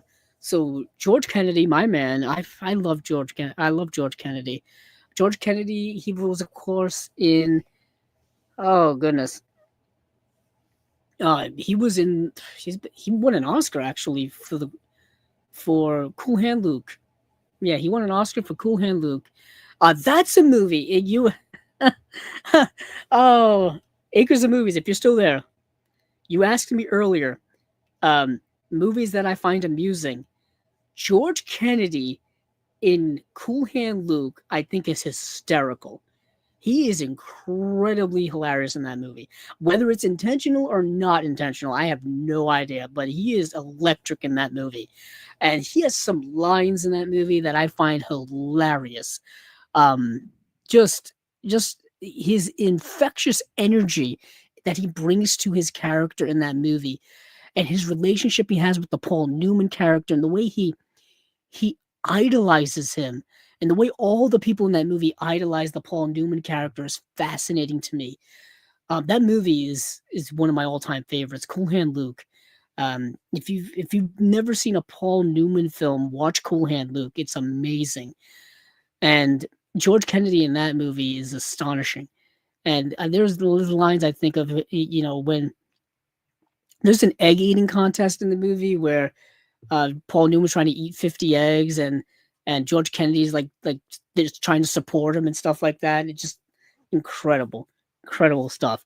But George Kennedy's in this much different movie called Death Ship from 1980. So what happens is this crew of people, their boat sinks. Their boat sinks, and the survivors get in this life raft, or this smaller boat, and they're kind of just drifting, and they end up coming across this ship in the middle of nowhere, and they think they're saved. They go on the ship, and there's nobody there. It's completely empty. It is completely empty. Hence the title of the movie, Death Ship. It's completely empty, yet it may not be. Something may be going on with it. Perhaps a supernatural presence is there. Watch the movie to find out. But anywho, this is getting a 4K UHD release coming out April 6th. There's two discs. The first disc is a 4K UHD, brand new HDR Dolby Vision Master of the theatrical cut from a 4K scan of the 35mm original camera negative. There's a new audio commentary for the theatrical cut by Paul Karupe of the Conexploitation.com and film historian Jason Pachonsky. There's an audio commentary for both cuts by film historians Alexandra Heller Nicholas and Josh Nelson. That already intrigues me. That in and of itself may be better than the actual movie. Disc 2 has the movie. Yeah, it has the theatrical cut of the movie, and it has the extended cut of the movie. So the extended cut of the movie is only in 1080p. It's not in 4K, while the theatrical cut is in 1080p. That's what it looks like to me. Yeah. So on the second disc is when you get that extra audio commentary. You get the audio commentary for the theatrical cut and the audio commentary for the extended cut by Alexandra Helen Nicholas and Josh Nelson. There's also an audio commentary for the extended cut by director Alvin Rakoff, moderated by Jonathan Rigby. Isolated score for the extended cut by composer Ivor Slaney. Stormy Seas, The Voyage from the Blood Star to Death Ship documentary. What is the Ship Saying? Featurette with Katarina Severin, Severin of Katarina's Nightmare Theater. And then there's a Bloodstar short story script by Jack Hill. And that is it. So, yeah, pretty interesting. Pretty good release for a movie that I thought was kind of just okay. It's like a haunted house movie on the high seas. I'll say that without giving away any spoilers. Next is the movie The Second Twin. Let's see.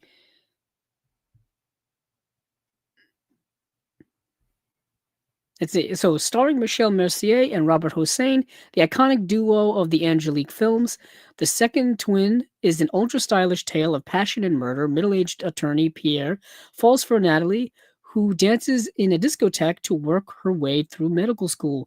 The love-struck lawyer nearly leaves his wife over the beautiful young dancer, and when Natalie's wealthy suitor is murdered, Pierre becomes a main suspect. A colorful whodunit unfolds from master director Christian Jacques.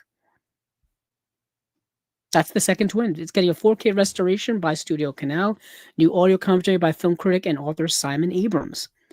Let's see. Next is the one I'm waiting for. This is one of my most anticipated releases of the year. Mark it on your calendars. April 14th on 4K UHD and Blu-ray. We are getting the 1996 film, The Phantom.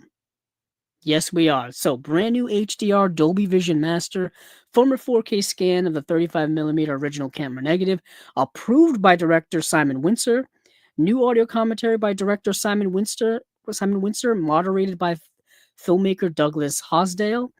And then on the second disc, the Blu-ray disc, you get the movie as well as the commentary. Plus, you get Kismet in the Jungle, new interview with star Billy Zane. It runs 27 minutes long. New interview, 27 minutes long, Billy Zane. And then you get Slam Evil scoring The Phantom, new interview with composer David Newman. That runs about 15 minutes long. This is one of my most anticipated releases of the year. Finally, we're getting a 4K UHD release of The Phantom. Yes, back in the 90s. Before we have the comic book genre that we have today in movies, before the MCU, before any of that, before the Dark Knight movies, before the DC movies of modern day, before television shows and all that stuff. Not a lot of good stuff really going on in the 90s when it comes to movies. Yes, they existed. Comic book movies did.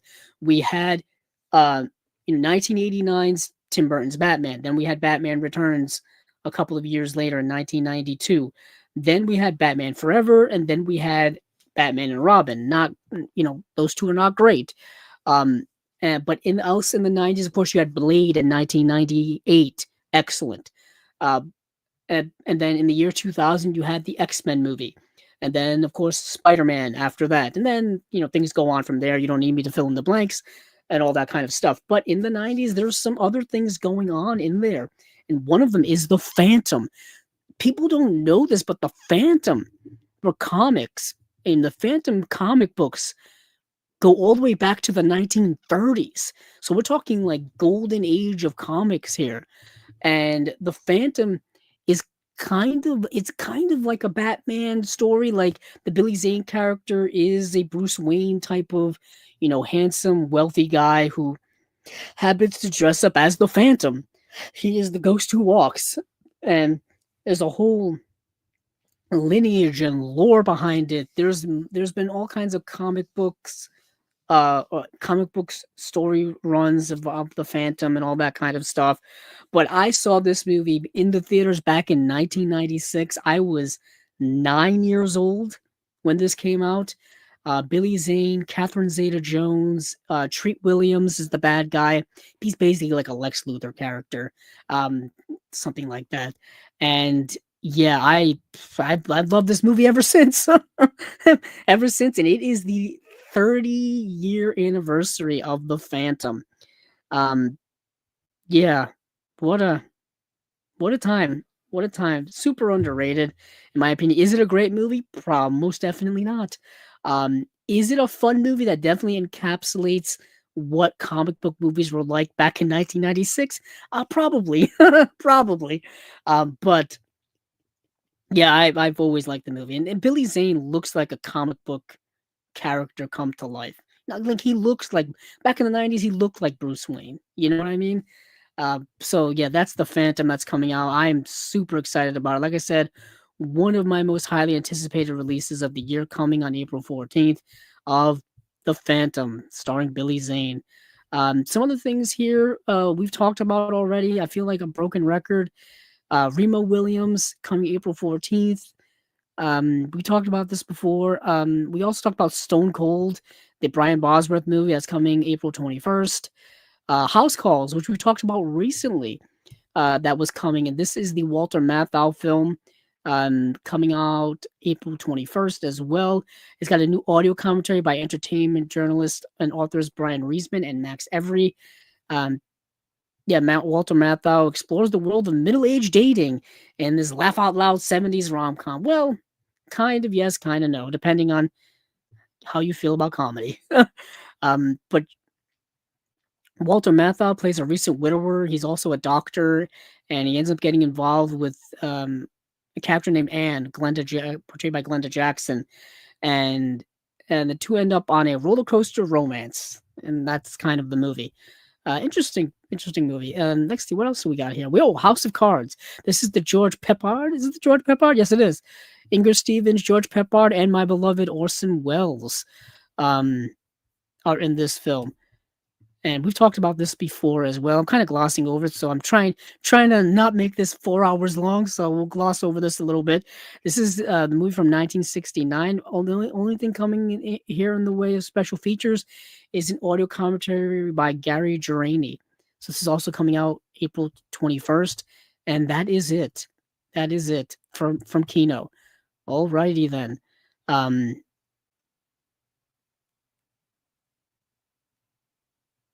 Oh, Phantom.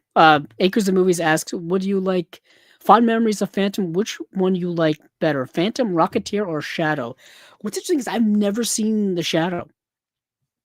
I've never seen it. I saw Rocketeer when I was a little kid, but I didn't really grow up with it. I saw it maybe a couple of times as a kid after it came out because I remember it, but I didn't really grow up with it like a lot of people did. The Phantom is something I grew up with. And also like other movies of its kind. I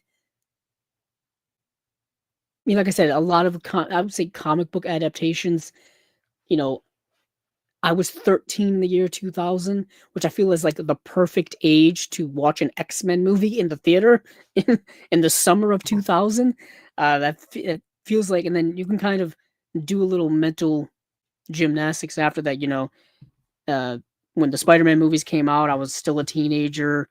When the MCU came out, that would have been, I would have been like early adulthood. So you can kind of deduce like the era in which I grew up with, the movies in which I grew up with and all of that.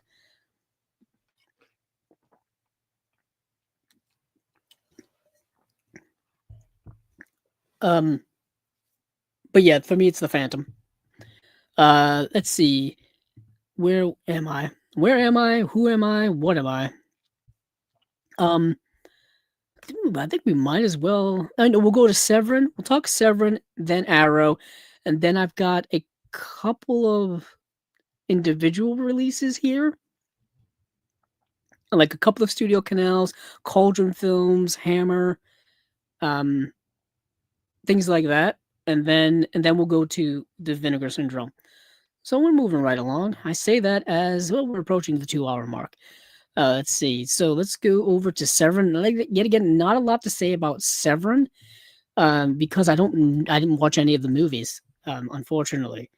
So there's an Antonio Margheriti box set, and then there's a Andy Milligan box set as well. I guess we'll talk about the Andy Milligan one. So I know many of you Severin fans out there probably already have the Dungeons of Andy Milligan box set that came out several years ago. I know, my producer and friend Steven here from Chasing Labels, I believe he has that set. Yes, I think so. I probably shouldn't be guessing what other people have in their collections, but I know many of you do. But this is kind of an addendum to the Dungeons of Andy Milligan box set, and it's in the sense that it's more Andy Milligan films. So, let me get into this. I don't know much about Andy Milligan, to be honest with all of you. Like I said, I don't have that set. I haven't seen really any of his movies, so I don't have a lot to say about it. So I'll just kind of read what Severin has to say here. And Severin, in typical fashion, has a lot to say about a lot of their things. A connoisseur of the depraved, he managed to create a unique oeuvre that defiles common decency at a level that is both shocking and admirable. That's a quote from Screener Anarchy. This collection includes 2 thought-lost films, plus the acclaimed documentary The Degenerate, The Life and Films of Andy Milligan, with 2 rarely seen movie projects and 5+ combined hours of special features. So, this is like I said, hold on. This is the Gutter Auteur, The Lost Legacy of Andy Milligan, 3-disc Blu-ray box set. Pioneer, outsider, auteur Andy Milligan clawed his way from the depths of 60s independent cinema straight to the abyss of grindhouse infamy like no other filmmaker in history. In this all-new collection of worldwide disc premieres, Severin Films presents 2 Fault Lost Forever features written, produced, and directed by the Fassbender of 42nd Street. 1967's Poke Nuke Nihilism, The Degenerates, recently discovered in a Brussels vault, and the 1968 underground psychodrama Kiss Me, Kiss Me, Kiss Me, found in an Amsterdam archive. Both restored from their only surviving elements. That's incredible. Then in the acclaimed 2025 documentary, The Degenerate, The Life and Films of Andy Milligan, experience an eye-opening look into one of the weirder and darker corners of cinema history. Also included is the early Milligan project Compass Rose and 1975's rarely seen Staten Island Gothic House of Seven Bells, plus over 5 combined hours of special features that reveal even more of the sordid saga behind one of exploitation's most fascinating figures. So disc 1 is the documentary, The Degenerate, The Life and Films of Andy Milligan. For special features on that, there's a Q&A with directors Josh Johnson and Grayson Tyler Johnson, the Ghastly One author Jimmy McDonough, and Milligan collaborators Hope Stansbury, Natalie Rogers, Ken Lane, and John Borsk at the 2025 Tribeca Film Festival. Cool. Disc 2 is The Degenerates and the Compass Rose. There's an audio commentary with Milligan expert Alex DeSanto, 2 weeks in Woodstock interview with actress Laura Cunningham, Trauma at Tribeca, which is 2025 Tribeca Film Festival Introduction to the Degenerates, Kiss Me, Kiss Me, Kiss Me, re-premiere by Jimmy McDonough, author of The Ghastly One, Sin Sisters 66, interview with Stephen Thrower, author of Nightmare USA.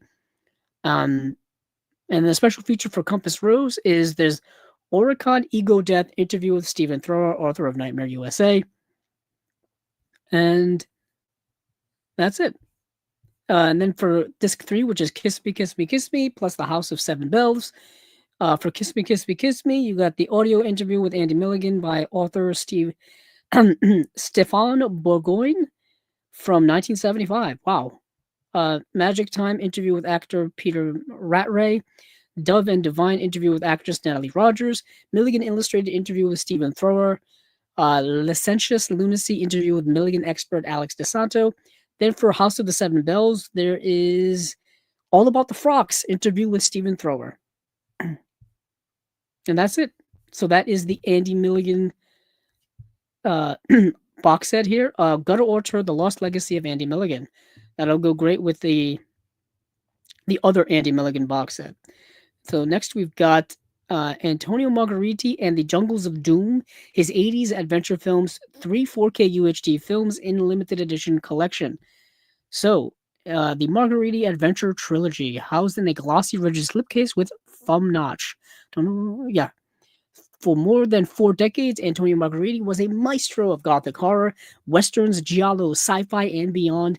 In the immediate wake of Raiders of the Lost Ark, Margheriti directed 3 over-the-top action-adventure films that can only be described as the Indiana Jones exploitation.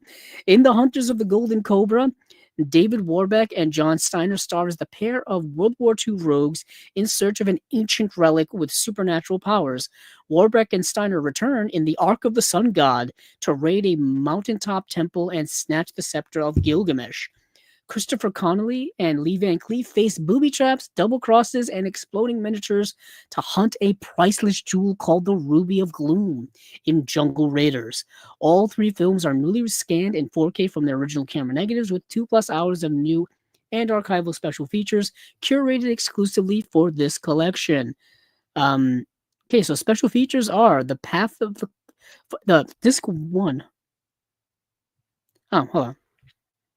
So special features for the Hunters of the Golden Cobra. So disc 1, just a trailer. Okay. Disc 2, which is the Blu-ray, is The Path of the Cobra, interview with assistant director Eduardo Margheriti. Bloodline of the Cobra, interview with second camera assistant David Mancori. 1996 Festival of Fantastic Films award presentation and Q&A with David Warbeck. Video essay by Rob Hill, author of The Bad Movie Bible. And let's see, for the Ark of the Sun God, we have a 4K UHD disc for disc 1, similar to the first one, and the Blu-ray has the special features. Second Unit Chronicles, interview with assistant director Eduardo Margheriti. Raiders of the Sun God, interview with writer Giovanni Paolucci. Antonio Margheriti recalls David Warbeck. And then disc 3 is The Hunt of the Golden Cobra and the Ark of the Sun God soundtrack CD. You know, Severin loves to do those. And then for Jungle Raiders, we have disc 1 is the UHD disc. Disc 2 is the Blu-ray with the special features. You have the Ruby Trail interview with assistant director Eduardo Margheriti, and then Italian credit sequence. And that is it. Alrighty then. So that is the 2 box sets from Severin. This is the Antonio Margheriti and the Jungles of Doom, his 80s adventure films. That's 3 4K UHD films in limited edition release. And then you've got Gutter Auteur, The Lost Legacy of Andy Milligan. So that is everything from Severin. Now let's go over to what else we've got here. So we're going for Severin over to we will do the individual releases I have here, and then we'll do Iroh, and then we'll do Vinegar Syndrome and all that stuff on the docket. Okay, then. So let me see. So Arbelos, which we haven't talked about in forever, is putting out a release of this movie called Nadja, which is a really fascinating 90s vampire art house film. So it's a movie called Nadja. Let's see if I can get some info on it. So Arbelos' first look at new 4K restoration of Nadja. That's what it says here on Blu-ray.com. Let's see. Arbelos has provided a promotional trailer for the new 4K restoration of Ikal Almereda's Nadja, starring Elwyn Lowenson, Carl Geary, Peter Fonda, Martin Donovan, and Jack Lotz. A preliminary release date for an upcoming Blu-ray release has not yet been revealed. Okay, so they have not given us a Blu-ray release date yet. And I know Arbelos doesn't put out many releases. So I'm curious when this is going to come out. So this was executively produced by David Lynch, and David Lynch is in the movie, which caught me off guard like you would not believe, but I was pleasantly surprised, to say the least. So merging elements from Dracula's Daughter with Andre Breton's surrealist novel Nadja, and fusing shimmering black and white 35mm with hallucinatory pixel vision video, Michael Almereda's acclaimed cult film centers on the New York-based vampire Nadja. As she draws close to her twin brother Edgar, following their father's death at the hands of Dr. Van Helsing, Edgar's private nurse, Van Helsing's nephew Jim, and Jim's wife are entangled in the story as the vampire killer pursues the fiend from Manhattan to Transylvania. There's a lot going on in this description. None of it really can explain this movie accurately. This movie is a fever dream of so many different things going on. I don't even know how to describe it. So you definitely have this vampire in this movie feels like, I don't even know how to explain this. So this vampire in Nadja, who is trying to find her brother Edgar, and along the path, she ends up having this relationship with this woman that she ends up sleeping with, and then, biting, because it's what vampires do. And then there's like, not consequences because of it, but this woman that she gets with also happens to be, I think, the wife or the girlfriend of the nephew of Van Helsing. It's really interesting here. But that's not even what makes this movie amazing. What makes this movie kind of amazing is the aesthetic, the tone, the feeling, the mood. It's so art housey, it's so surreal, it's so brilliant in those regards. It felt like Abel Ferrera's The Addiction. It felt like that, but even more surreal. It's so tough for me to really describe it. Let me go over to Letterboxd, see if I can find somebody who can describe it better than I can. I'm not doing it justice at all. All I know is that it's I thought it was brilliant. I thought it was really brilliant. Let's see, Nadja.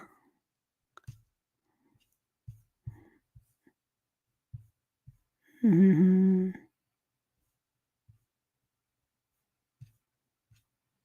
Yeah, it's so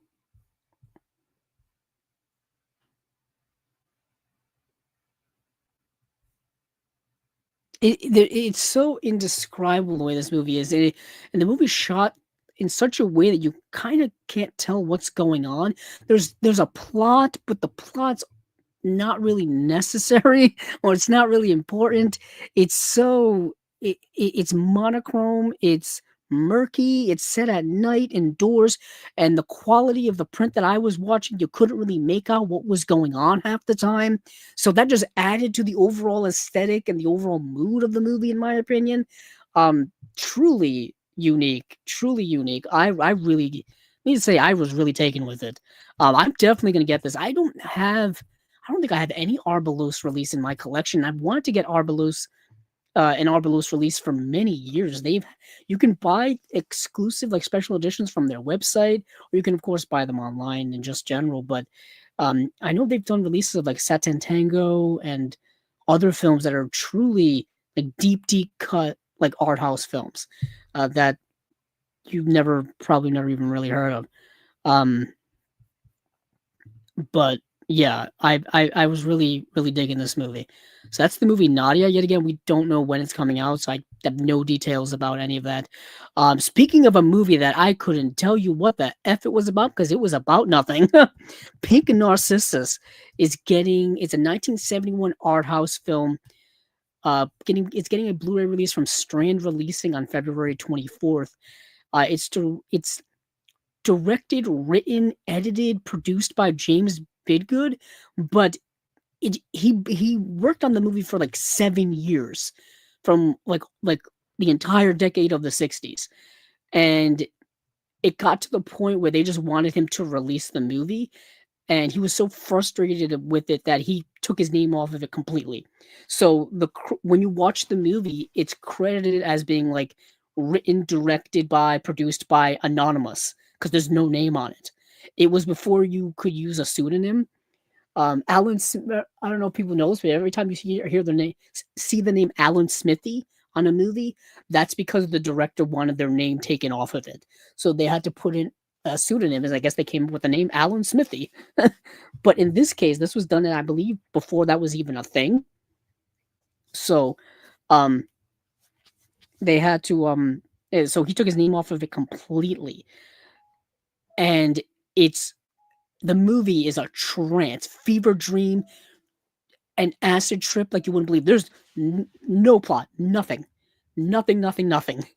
It's just a series of party scenes, trippy scenes, sex scenes, nudity, dancing. It's like a nightclub nightmare that never ends. It really is. And like it's brilliant because like there's nothing like it. You know what I mean? There's just nothing like it. Like I have nothing to compare this to because there's nothing like it. Uh Truly fascinating. It's everything and it's nothing and it's brilliant and it's dumb. It's crazy good. Um yeah, it's the movie called Pink Narcissus from 1971, put out by Strand Releasing. It is unreal of a movie.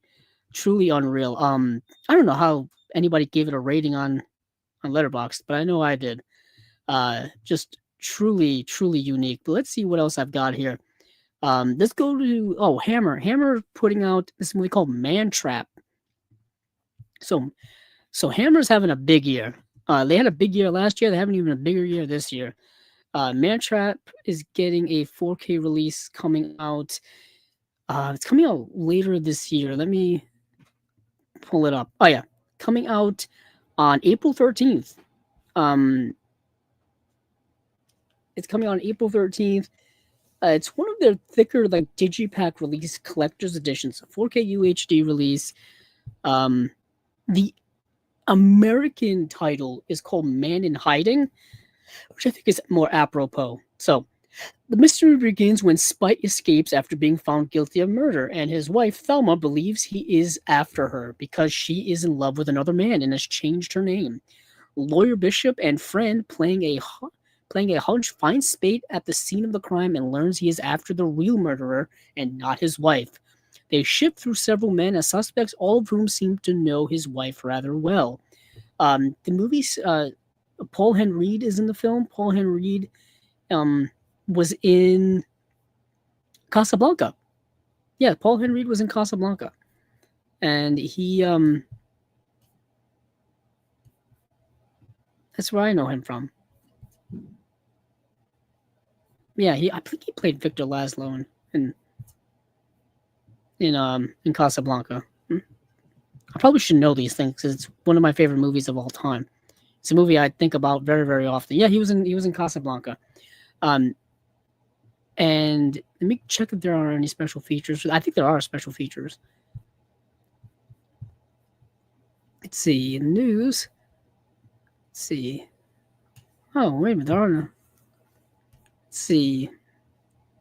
Limited Collector's Edition presents the film in extraordinary new detail, restored in 4K from the original camera negative, and both the UK and released on home video for the very first time. Both the UK and US versions are included, alongside a wealth of exclusive new commentaries, archival material, and a deluxe booklet that explores the film's production themes and its place within Hammer's crime era output. It would be nice if they would just give me a list of the special features and not make me have to go hunting for it, which I think I'm going to have to. I think Hammer has a website that I can go to. Let me check. Let me briefly check. Yeah. Oh, here we go. Yeah, I got it. So luckily I'm on the Blu-ray.com forums, and this is from January 30th. So, limited edition collector's edition comprises both Mantrap and its US version, Man in Hiding, with supporting material on 2 discs and a stylish digipack and rigid box, 1 UHD and 1 Blu-ray disc, with the content duplicated across both formats. Let's see. The disc features are as this. New commentary with Film Noir UK co-director James Harrison and film TV historian and podcaster Sergio Angelini. New commentary with cult expert Toby Rohn and Serial at Midnight podcaster Heath Holland. Nice.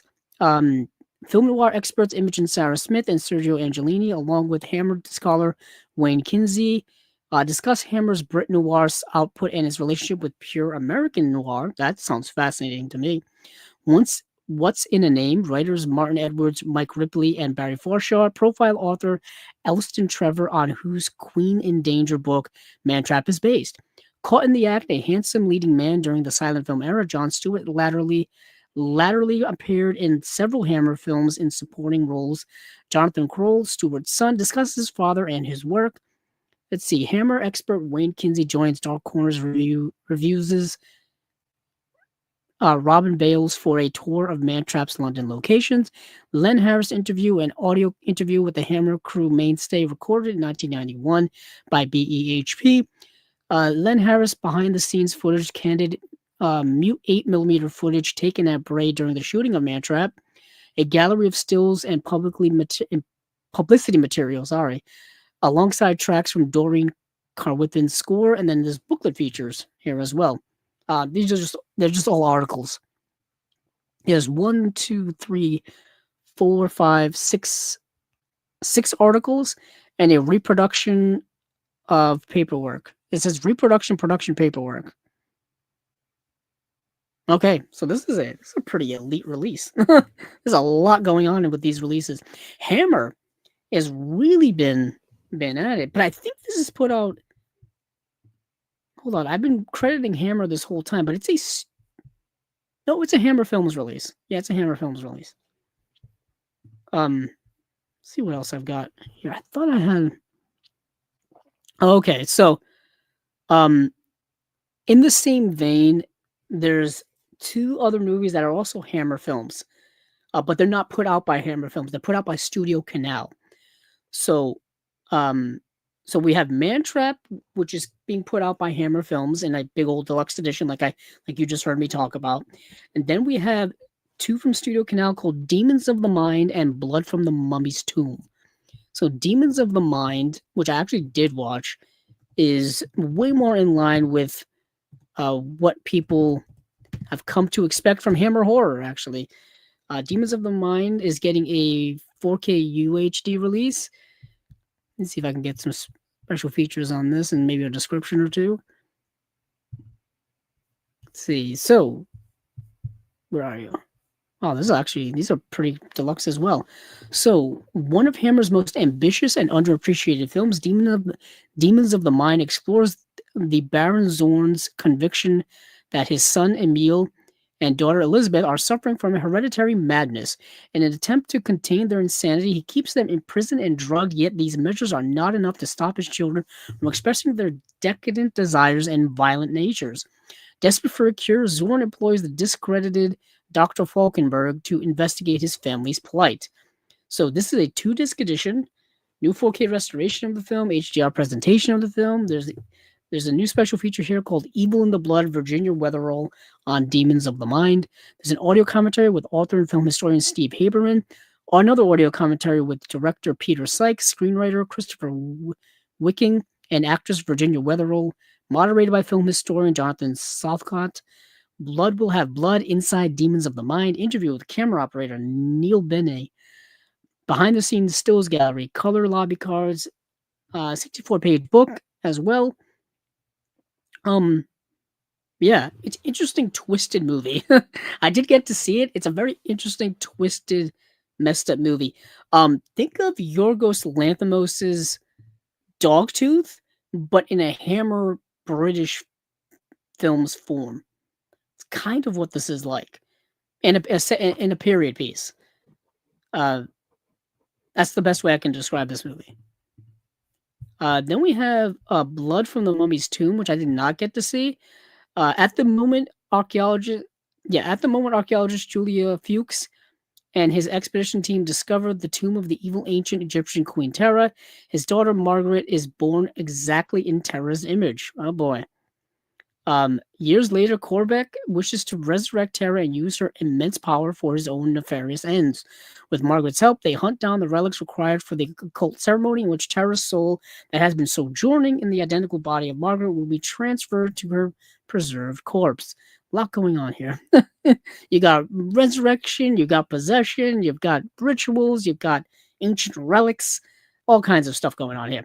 So this is a 2-disc edition, 4K Blu-ray, 4K, new 4K restoration, HDR presentation. Valerie Leon Inside the Mummy's Tomb. That's a wrap. Kim Newman explores Blood from the Mummy's Tomb. Audio commentary with film historian / author Steve Haberman. The Pharaoh's Curse Inside Blood from the Mummy's Tomb.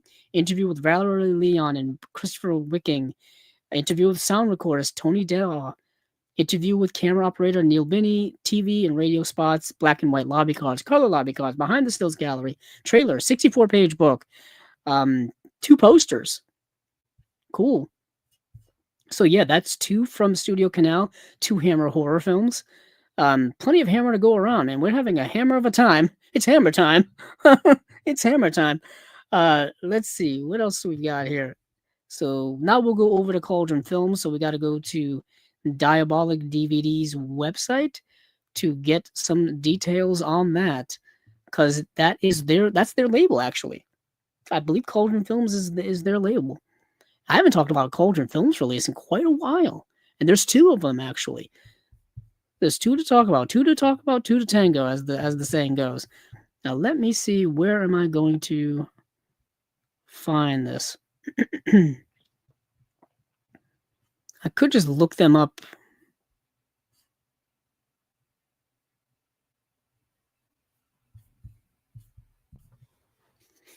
Could just look them up. Oh, browse by labels. No, there's Cauldron. Got this Grim Reaper demon looking guy. Where of course it doesn't have.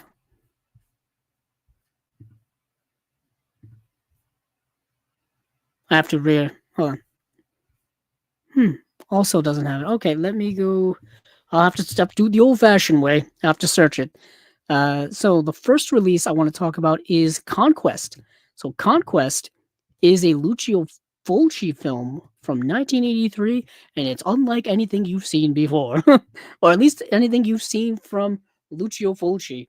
This is a fantasy, like a fantasy epic. It's like, yeah, this movie is nuts. So I'll read the description and then I'll give my 2 cents on it because I did actually see this movie. So when a mysterious stranger travels from faraway lands to explore, he is quickly attacked by the evil Okran, wolf-like henchman to steal his magic bow. Fortunately, he is saved by the brave barbarian Mace, and the two embark on an epic quest to defeat Okran and all of the land's most evil and vile creatures. Attempting to ride the success of Conan the Barbarian, the Italian film market turns its attention to the fantasy realm for a series of films, with Fulci's Conquest remaining the best to emerge from this period. Featuring oddball creatures, naked sorceresses, mythical weapons, dolphins, gruesome practical effects, Eric Claudio Simonetti's a driving synth soundtrack, Conquest is a Fulci film like no other, while still being exactly what you expect from him. Scanned and stored in 4K from the original camera negative, Conquest retains all of the grain, haze, dreamlike focus, and color palette as Lucio Fulci intended. This worldwide UHD debut deluxe 4-disc edition. It's got a UHD, a Blu-ray, and a CD. Features new artwork by Justin Coffey, soundtrack CD by Claudio Simonetti, and an entire Blu-ray disc loaded with features. This movie, so to put this movie into some type of context, do you remember, or you don't even have to remember, if you've ever, seen these things. So for 80s fantasy movies, they would make the most epic, cool posters you've ever seen, right? Posters so cool and eye-catching that they would make you want to watch the movie, and the movie never lived up to the hype that the posters would sell. Never did it. I remember walking through Blockbuster as a kid and seeing because they would just use movie posters for the VHS cases, right? And they would have them there, and they would all look so cool and so amazing, but they, like I said, they never lived up to the hype that the posters would be for selling the movies, right? Selling the movies at. This may be one of the most exceptions of that, where the poster is actually as wild and as accurate and as cool as the movie is. Now, I say that, but it's also as weird, strange, odd, dumb, and crazy as the poster is as well. So this movie is a hazy fog of a movie. I couldn't, like, the movie had like this haze over it, cloudiness over it, where you couldn't make out things, and like there would just be crazy Wookiee monster things running around that these guys were fighting. There was magic, like swords and blasts, and there was nudity in the movie as well. It was crazy. It was like heavy metal come to life, that animated film from the 80s as well at times. And Lucio Fulci is dialing up his craziness to 11. The score by Goblin is dialed up to 11. It's cool, but I couldn't make out anything on the screen. All I knew was it was like entertaining and wild, like unbelievably wild. And yeah, I can't wait to see what they do to restore this movie and what the special features are. Actually, let me see what the features are. So disc 1 has the movie on 4K UHD, 4K restoration, from the negative. It's got an audio commentary by Eugenio Ercolani and Nani Colbretti. Disc 2 is the Blu-ray with the movie, with the restoration. It's got the audio commentary that I just talked about, and then disc 3 has the extra features. It's got Jorge the Outlaw interview with Jorge Rivero, a Catalan Wolfman in Sardinia interview with Jose Gras, Post Goblin Conquest interview with Claudio Simonetti, Operating the Conquest interview with Federico Del Zoppo, Caveman Talk interview with Gino Capone, Jose Antonio de la Loma Moore, and then Just the Name interview with Paco Marin, The Arsenal of Fantasy video essay by Heather Wixon, Conquering Acapinti video essay by Pierre Marie Bacchi, Conquest / Beyond Conquest 2 video essays by Mike Foster, Sorota Conquest inspired short film. Then there's a trailer, and then disc 4 is the CD soundtrack, and that's it. That's it. But yeah, this movie is insane. Like I said, it's unlike any other Lucio Fulci film I've ever seen. Like, you would have sworn this was done by somebody else, because if you think of when you think Lucio Fulci, you think of like Zombie, you think of, oh goodness, other more horror based Lucio, like The Beyond. You think of things like that. You think of more horror based stuff, and this is like a fantasy adventure movie a la Conan the Barbarian. If it was even more, if he was more heightened, it's kind of unreal. It's really unreal. But next we have something completely different, and that is the movie Jack the Ripper. Jack the Ripper, starring. First of all, it's not only starring, but it is directed by,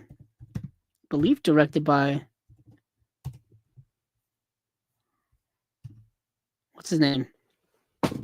Nope, that's Stuff Falling. Don't even know what that was. I don't know if you guys heard that on the microphone. Is this the movie? Nope, not the movie. Hold on, let me see, because this is... Why are they making it so difficult? Why are they making this so difficult? So it's Jack the Ripper. Let me go over to Blu-ray.com, see if I can find it there.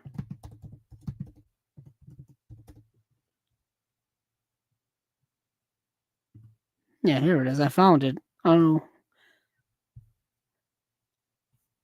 Yeah, Jess Franco. So Jess Franco directed a Jack the Ripper movie in 1976, also starring Klaus Kinski. Sounds like a recipe for disaster. It really does. And this would be a 50th anniversary 4K edition. It says here, Cauldron Films is preparing a 4K Blu-ray combo. Release of Jess Franco's Jack the Ripper, starring Klaus Kinski, coming out April 28th. During the late 1800s, Whitechapel area of London was gripped in a fear as Jack the Ripper, codename, literally tore through the prostitutes of the area, desperately trying to solve the grisly murders and placate the panicking residents. Inspector Selby finds himself obsessed with finding the killer and protecting his girlfriend, who may be next. One of the many films prolific director Jess Franco made during his brief but memorable collaboration with producer Erwin C. Dietrich, Jack the Ripper feels like a Hammer film directed by a maniac, full of period costumes, foggy cobblestone streets, an extra helping of gore and nudity, with supporting performances by Herbert Fuchs. Says F-U-X, Fuchs. And Franco muse Lena Romay. Jack the Ripper is sure to please Euro horror sickos. Restored from a 4K scan of the negative and best available materials, Cauldron Films presents the worldwide 4K Blu-ray debut of this legendary version of the classic tale. Disc 1, new 4K restoration from the original camera negative and best available materials in Dolby Vision HDR presentation of the film. Disc 2 is the Blu-ray with the movie, as well as an audio commentary by Ryan Verrill and Dr. Will Dotson, our buddy Ryan Verrill. Congrats on that. He caught Jack the Ripper, an interview with actor Andres Monkoff. Erwin C. Dietrich's tribute to Jess Franco's Jack the Ripper. Klaus the Ripper, a video essay by Troy Haworth. Whitechapel Shadows, a video essay by Eugenio Ercolani. Deleted scene, trailer. Let's see. There's a booklet as well, and there's a poster too. So that is Jack the Ripper. Why couldn't I find this? Yeah, I couldn't. Oh, here it is. I didn't look over. I didn't look in the right place. I did find it on their website, on the diabolicdvd.com website. Yeah, it has all the details I just read off. I don't need to reiterate anything. So that is Jack the Ripper. That is Conquest. 2 Cauldron films releases coming out in April. You can pre-order those on diabolicdvd.com right now. Oh man, I'm starting to feel it. I tell you, once that 2-hour mark hits, the energy just drains out of me. Like, absolutely losing all of the energy. But time to rally, because we have Arrow to talk about, and we have Vinegar Syndrome. So let's go to Arrow. So Arrow's got a I believe 6 releases that they announced. Let's see, where are you guys? Of course, it would be too easy to have them right up front. Like, that would just be too easy. I've got to look for it. Okay. Let me bring up the Arrow releases. They're April releases. So we've got Innerspace. We have Innerspace, Soldier, The Eye, The Day of the Locust, getting a, like I said, a UK release. The Killer from 1989. That's the John Woo film. And then we have a double feature of the Wandering Ginza Butterfly Collection. And let's start with the Soldier. So Soldier is a Paul W.S. Anderson film. It's the movie he made after Mortal Kombat and Event Horizon. Mortal Kombat, I would love a deluxe release of that movie. That's one that would be nice. That's something I wish Arrow would release. Event Horizon's already got a pretty great collector's edition Blu-ray from Scream Factory. I would love it if it would get a 4K upgrade. We got a 4K upgrade of the movie put out by Paramount, but it has none of the special features from the Scream Factory release. So it's kind of ruins it. But Mortal Kombat has had a Blu-ray release, but nothing in the way of like a deluxe release.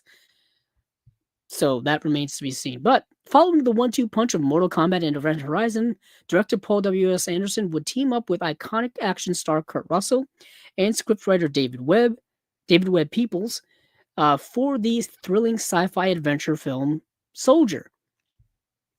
Sergeant Todd 3465, portrayed by Kurt Russell, is a veteran in the long line of soldiers raised from birth to become ruthless and remorseless killing machines. When the callous Colonel Macomb, Jason Isaacs, introduces a new line of stronger, genetically engineered fighters, Todd is judged obsolete and confined to the waste disposal planet of Arcadia 234. Taken in by a group of humble colonists, Todd reconnects with his lost humanity, gaining their acceptance and their friendship. But when Macomb unleashes his new elite squad on the planet, led by the fearsome Kane 607, Jason Scott Lee, Todd must reawaken the warrior within to protect his newfound community. That is pretty much the movie. I think one of the leaders of said community is, what's her name? Completely blank. She was in Gladiator. It's Connie Nielsen. Yeah, Connie Nielsen. Michael Chiklis is in the movie. I don't remember him. Sean Pertwee is in the movie as well. He's one of these colonists too. It's a fun 90s B-esque, sci-fi action adventure movie. It's not one of Paul W.S. Anderson's best, I'll be honest. I feel like it's kind of lost amongst better movies. I think Event Horizon and even Mortal Kombat's better. And then, of course, after this, he would go on to do Resident Evil, and then the Resident Evil movies with Mila Jovovich kind of encompass a lot of the remainder and his current career. But let's see what we have for special features. New 4K restoration approved by director Paul W.S. Anderson, Dolby Vision HDR presentation of the film. It's archival audio commentary by director Paul W.S. Anderson, co-producer Jeremy Bolt, and actor Jason Isaacs. Reporting for duty, a brand new interview with actor James Black. Fire in the Hole, a brand new interview with assistant director Dennis McGuire. On the Front Lines, a brand new interview with associate producer Fred Fontana. Designing for the Future, a brand new interview with production designer David L. Snyder. Visual effects before and after, it's all about the effects. Weapons of the Mass Creation, interviews with the visual effects supervisors. A Soldier's Journey, a brand new interview with Danny Stewart, author of Soldier from Script to Screen. We Don't Need Another Hero, a brand new retrospective on film with historian Heath Holland. Yeah, with film historian Heath Holland. Archival electronic press kit, on-set interviews with cast and crew. There's a collector's booklet in here as well. Yeah, that's the movie Soldier. With Kurt Russell. If you're into Kurt Russell as an action star, he kicks a lot of ass in this movie. I'll say that. The whole third act is him just kicking ass. It's really fun and entertaining. I'll say that. I would definitely say that. Let's see. Moving on from there, we have The Eye. I didn't get to see it. Let's see. Following their explosive debut, Bangkok Dangerous, directorial duo The Peng Brothers would catch the attention of acclaimed producer Peter Ho Sun Chan, and the three would collaborate on one of the most memorable horror films to come out of Hong Kong, the chilling and poignant The Eye. When blind musician Wong Kar-mun has her eyesight restored following a cornea transplant, she's initially astounded to discover the beauty of the world around her. Her nascent wonder soon turns to fear as her newfound sight becomes plagued with harrowing and uncanny visions. She confides in her psychiatrist, Dr. Wah, who believes her body is just adapting to her new corneas, but his skepticism quickly shatters when they realize Wong Kar-mun's visions are not hallucinations, but grim portents of death. Interesting. There's a new 4K restoration of the movie, Dolby Vision HDR presentation of the film, Reflections on the Eye, a brand new interview with producer Peter Ho Sun Chan, to see and to feel vision, empathy, and feminine ghost story in The Eye, a brand new visual essay on the film by critic and horror specialist Heather Wixon, and archival making of the featurette with interviews with producers Peter Ho Sun Chan and Lawrence Chang, and actors Angelica Lee and Lawrence Chu, an archival featurette on directors Danny and Oxide Peng, theatrical trailers, image gallery, and this is coming out April 21st in the US and Canada. Innerspace. Now, this is the Joe Dante movie, Innerspace. This is good stuff. This is probably my favorite release of these six. Innerspace, from director Joe Dante, who did Gremlins, he did The Burbs, he did Matinee, he did Small Soldiers. I love Joe Dante. He did the original Piranha. Yeah, he's great. And this is also produced by Steven Spielberg. Comes Innerspace, an action comedy adventure that will turn your world inside out. Maverick pilot Tuck Pendleton, Dennis Quaid, is about to make history as part of a scientific experiment to be miniaturized and injected into the body of a rabbit. But when rogue scientists steal the new technology, he finds himself injected into a hypochondriac grocery clerk, portrayed by Martin Short. And together with ace reporter Lydia Maxwell, who was portrayed by Meg Ryan, Jack must find the stolen tech that will get Tuck back to regular size and out of his body before the bad guys extract him by force. Yeah, this movie's a lot of fun. This movie's a lot of fun.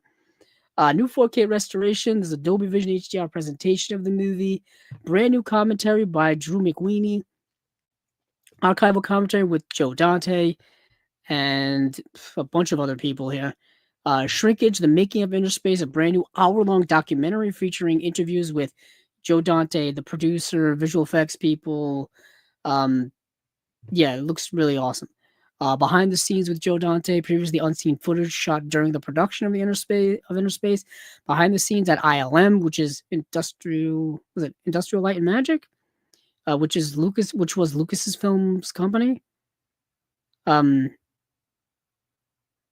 So you get behind the scenes of that, original storyboards, continuity behind the scenes Polaroids, production stills gallery, posters and promo stills gallery, a reversible sleeve, double-sided fold-out poster. There's a booklet and as well, coming out April 28th. Yeah, this is definitely something I'm interested in getting this year.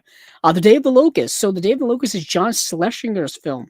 John Schlesinger, who did Marathon Man, Midnight Cowboy.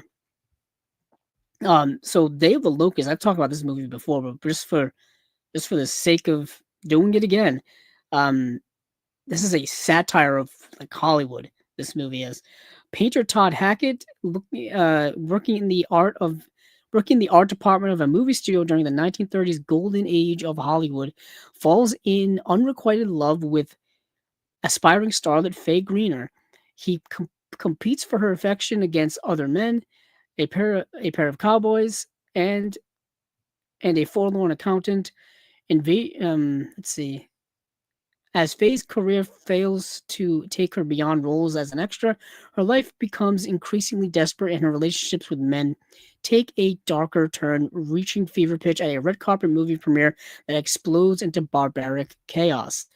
A bitter critique of Tinseltown's empty promises and lost souls cheated by them, featuring lush, dreamlike cinematography by Conrad Hall, one of the best. Conrad Hall was one of the best. And stunning performances by its talented cast, The Day of the Locust remains a relevant and shattering experience. I still need to get this movie.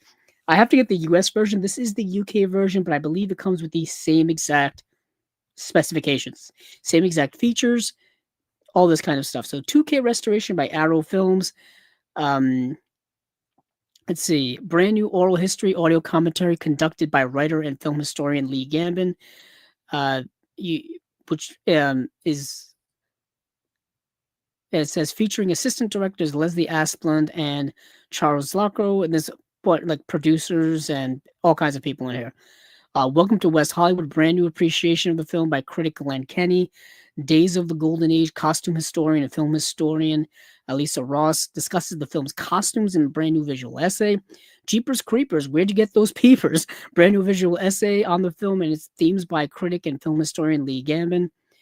Image galleries, reversible sleeve featuring original and newly commissioned artwork, illustrated collector's booklet as well. Yeah, that is Day of the Locust, or The Day of the Locust. And then we have The Killer. So this is the John Woo film, The Killer. Now, I've made mention that my favorite John Woo film, and I think one of the best action movies ever made, or maybe the best action movie ever made, is Hard Boiled. The second best action movie ever made, in my opinion, is John Woo's The Killer. So if you don't have one, you get the other, if you, in my opinion. But this is definitely something that I'm going to be getting. I'm trying to get all of the Hong Kong action films that Shot Factory's putting out. Arrow's putting them out as well. I'm trying to get all the Arrow versions of those releases.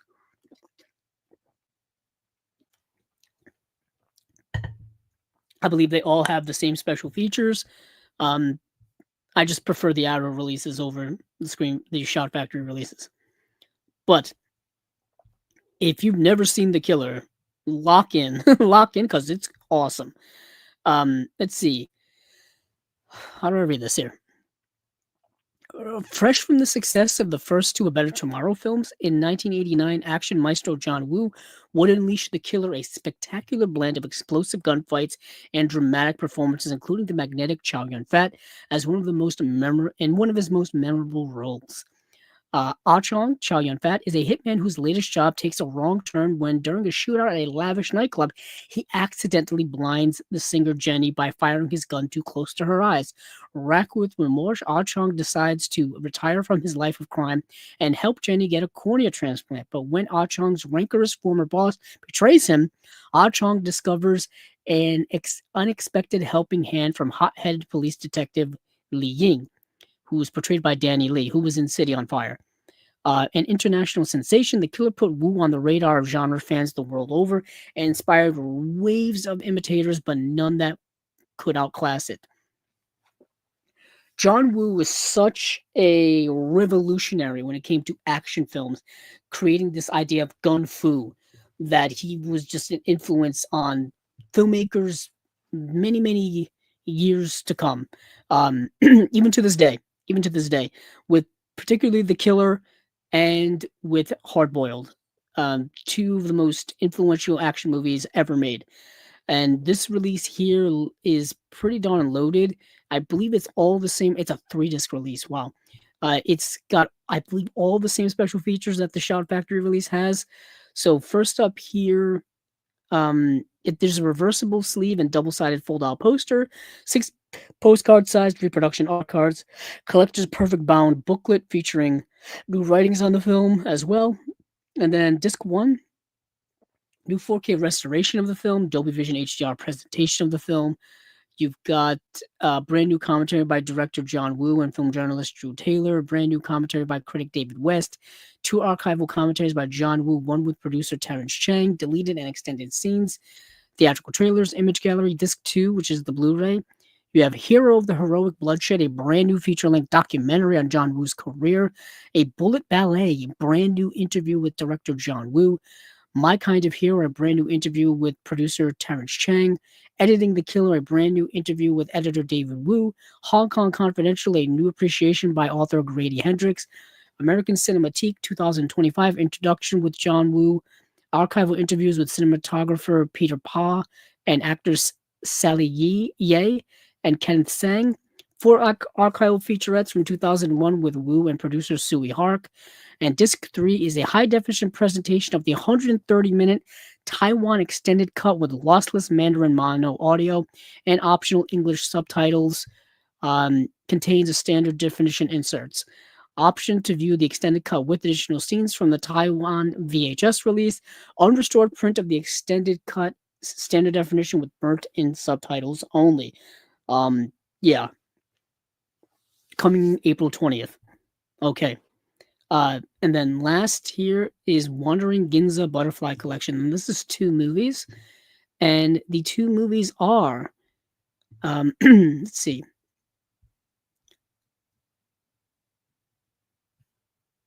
Let me see.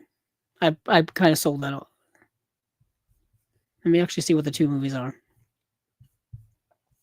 The 2 movies are Wandering Ginza Butterfly and then Wandering Ginza Butterfly 2, She Cat Gambler. Okay. So, the first film sees Kaji's character Nami, the Red Cherry Blossom, returning to her old stomping grounds in the seedy Tokyo district of Ginza after a stint in prison for killing a Yakuza boss. She soon settles in, living in her uncle's pool hall and working at the local hostess club, but when ruthless Yakuza Owada attempts to take control of the club, Nami and her uncle devise a plan to take him down. In the sequel, Kaji is paired up with the equally legendary Sonny Chiba at his most charismatic as the streetwise Ryuji, who takes a shine to Nami and decides to help her on her quest to avenge her father. Together, they'll comb through every seedy gambling den and low-life ruffian of the Ginza underworld until Nami finally zeroes in on her prey. Okay. Let's see. High definition presentation of both films.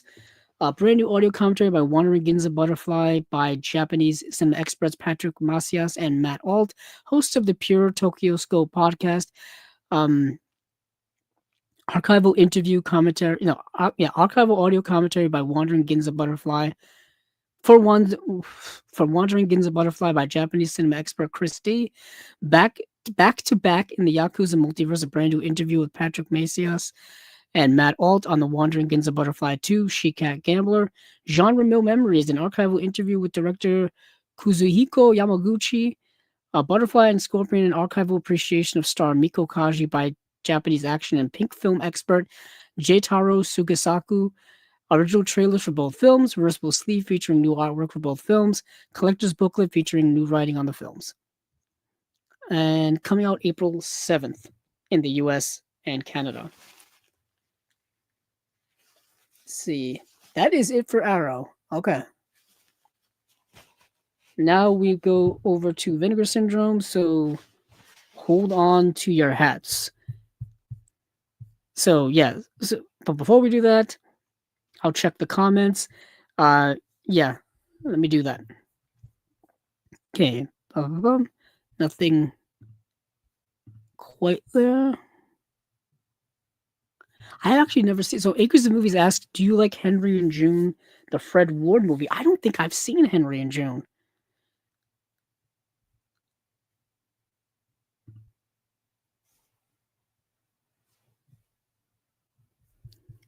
So let me go over to Vinegar Syndrome. So Vinegar Syndrome had their announcements this past Sunday, which was the 1st of February. It gave me about less than 2 days to go over a lot of these, so please excuse me. This may be a little brief. So, and in normal cases, when the Vinegar Syndrome and the partner labels have their announcements, depending on the day they fall on, it will decide how much time I have to go over them. Because once they are announced, they usually take precedent over anything else because it's a large batch of announcements.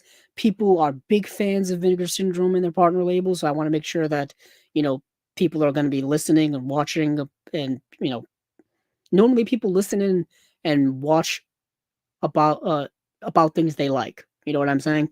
Um, but when it drops on a Sunday and you typically record on Mondays, it's a little tough. So that's why I pushed the show here to Tuesday night. So it gives me a little bit of an extra day. But even with that extra day, you can only get through so many of these films as you can. I like to watch as many movies as I possibly can for Chasing Labels, just so I have some type of context to talk to you all about instead of me just listing off stuff. Like some of the movies that have been announced, I just didn't have time to watch. Sometimes you're not even able to find them. Um, and I don't know what it is recently. I've just been so unbelievably tired all of the time. Like there's that old adage like so much to do, so little time, and then there's also the old adage of like so many things you want to get done, but your body just doesn't let you get it all done. The mind is willing, but the body isn't able. And sometimes the body isn't able and the mind is willing. It's a thing. Anywho, before I go into all kind of other, diatribe here, let me, first of all, let me see. I want to make sure this is still plugged in. For some reason, sometimes I feel like my headphones aren't working. So,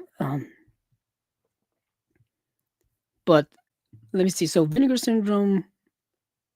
So like I said, normally I like to go through as many of these as I possibly can before the show, and it all depends on when the announcements are. This time it only gave me about 2 days. So a lot of these are things I'm going to be skipping over in the interest of time and the fact that I don't have anything to say about them. But when it comes to the partner labels, I got to see a bunch of them, and there's also other ones that I'm interested in that I will mention without going into like super duper detail because really don't have much to say. But some of the titles did look very interesting to me. So I'll go over those as well. So it'll be a little bit of a mix of things I have seen, things I haven't seen when it comes to the partner label stuff. But for Vinegar Syndrome proper, there are 1, 2, 3, 4, 5 releases. The 5 releases are Demon Warp, Bacterian, Body of Evidence. VSA is putting out Dead Boys Can't Fly. So the Vinegar Syndrome Archives, Dead Boys Can't Fly. And then Cinématographe is Boxcar Bertha, the Martin Scorsese film. Now, it's not Martin Scorsese's first film. I believe it's his second film. His first film is the movie Who's That Knocking at My Door, which needs a Blu-ray release. That needs a Blu-ray release. So does Alice Doesn't Live Here Anymore. That also needs a Blu-ray release. I know Alice Doesn't Live Here Anymore may be getting a Criterion. So hold on for that. Whether it comes out this year, I don't know. It would be nice. It would be nice. But I got to see 3 out of 5 of these. Yes, I got to see Demon Warp, Body of Evidence, and Boxcar Bertha. So those are the 3 we will talk about right now. Demon Warp, interesting movie. I saw a lot of people buzzing about this. Specifically Brian Sauer from Pure Cinema Podcast, as well as Just the Discs. He had a very positive reaction to this being announced. So usually when he has a positive reaction to something, I perk up. You know what I mean? Like, oh, this is something to pay attention to. Something to pay attention to. And this is an interesting, low-budgeted movie with a third act that is insane. Like the movie, like for 2/3 of the movie, it's kind of a relatively standard, super low budget, people walking in the woods, getting attacked type of like horror movie. You know what I mean? Like this weird monster creature looks like Bigfoot is attacking these people, right? And then the third act, when it's more is revealed, you're like, holy shit, this is nuts. So, uh, the the uh, the synopsis is such: Bill Crafton is enjoying a quiet vacation in a remote cabin with his daughter Julie, when all of a sudden a giant Bigfoot-like creature bursts in, killing Julie and dragging her body off into the woods. A few months later, young Jack Bergman, the nephew of the cabin's owner, arrives with his friends under the guise of a fun-filled few days in the wilderness. However, when they find the place ransacked, Jack is forced to reveal the true purpose of his trip to investigate the recent disappearance of his uncle Clem amidst reports of other strange goings on in the area. Sure enough, when night falls, Bigfoot reappears and attacks the group, dragging two of them away. As dawn breaks, Jack and the rest of his friends prepare to hunt the beast and unknowingly set off on a journey of bloody, otherworldly terror. Now, like I said, this is a super low budget movie. Takes place like entirely in the woods in the middle of nowhere. Not really great acting going on. Not terrible. I've seen worse. I've seen worse movies like this put out by Vinegar Syndrome and others. Um, George Kennedy is in the movie. V- Relatively briefly, like they probably put his name on the poster because he's the most well-known actor in the movie, but don't watch this being like, oh, I can't wait to watch this George Kennedy movie, because it's not that type of movie. But these young people, because they're all young people, they set out to kind of figure out what's going on. And like I said, the third act comes along and you're like, holy shit, this is nuts. I won't say anything else. Let me just get into the special features. So it's a 2-disc set, 4K UHD, and a Blu-ray. 4K UHD presented in Dolby Vision high dynamic range. Newly scanned and restored in 4K from its 35mm original camera negative. Commentary track with director Emmett Alston and producer Richard L. Albert. Moderated by Jim Branscombe of Cinematic Void. I think we've had Jim Branscombe on Chasing Labels before. Beast and Breasts, an interview with actress Michelle Bauer. Some of it was stupid. An interview with writer Jim Burgess of Aesthetic Beauty and Bigfoot. An interview with director of photography R. Michael Stringer. That's 37 minutes long. Damn, that's a long interview. Composing Demon Warp, an interview with composer Dan Slider. Audio interview with actor Hank Stratton, conducted by Yuan Kant. That's 36 minutes long. Gee. Effects gallery with narration by effects supervisor Mark Wolf. So that is Demon Warp. Next, like I said, is it's movie Body of Evidence. So we'll talk about Body of Evidence. I didn't get to see Bacterian, so we'll skip over that in the interest of time and my sanity. So this is a 1990s erotic thriller with Willem Dafoe and Madonna. And when I say erotic thriller, there is a plethora of sex scenes in this movie. Like every 20 minutes, there's a sex scene in this movie. I haven't seen Willem Dafoe have this many sex scenes in a movie ever. Ever. It's kind of crazy.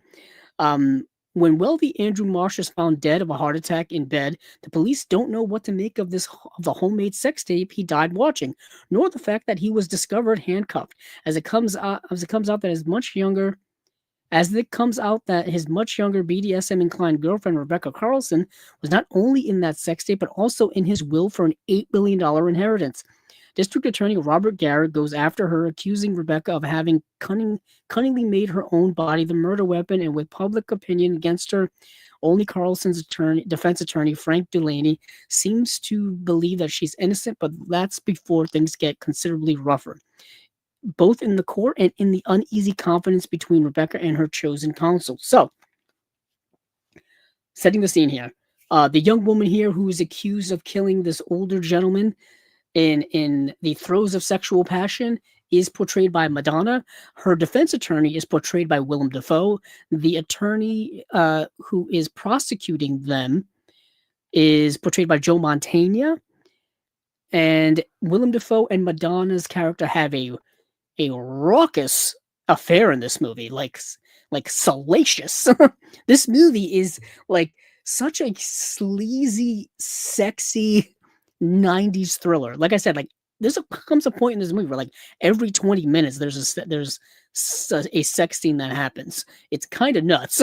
and it's complete with like the most ridiculous sex scene music you've ever heard. The saxophones and and and and all this kind of stuff. It's kind of almost comical, if you will. It's not a great movie. Unfortunately for me, it, it does check all the marks of like 90s psychosexual thriller stuff. Willem Dafoe, he's the man. You know, what I mean, I've never not watch a Willem Dafoe film, but the movie itself is really not that great. Madonna is a femme fatale of femme fatales, I'll say that. But I think overall the movie is just not particularly great. For me, at least this movie's not really good enough to where I would be like, I've got to buy this now. You know what I mean? Let's see what we have here for special features. 2-disc set, 4K UHD, and a Blu-ray, 4K UHD, presented in Dolby Vision High Dynamic HDR, newly scanned and restored in 4K from its original 35mm camera negative, presented in 2 cuts, both on UHD and Blu-ray, unrated director's cut and R-rated theatrical cut. Seamless sensual cinematography, an interview with cinematographer Douglas Milsom, the production of Provocation, an interview with director Yuli Edel, The Madonna and the Whore, a video essay by Jennifer Mormon, PhD, on Body of Evidence, Love or Murder, an archival making a featurette, 40-page perfect bound book with essays by Scout Tafoya, Walter Chaw, and Abby Bender. And so that is the 4K UHD release of Body of Evidence, put out by Vinegar Syndrome. Next up here is Boxcar Bertha. Here we go. Like I mentioned earlier, Boxcar Bertha has been released in high definition before by a now, I believe, out of print Blu-ray put out by Twilight Time. Oh, okay. So Twilight Time put it out in 2016. And then it looks like, I believe, that looks like Sandpiper Pictures, and there it is. I believe Sandpiper Pictures picked up the rights in 2022. I think I may have talked about it at that time. Maybe. I don't know. Yeah, because we would have been talking about Chasing Labels. Chasing Labels would have been around at that time.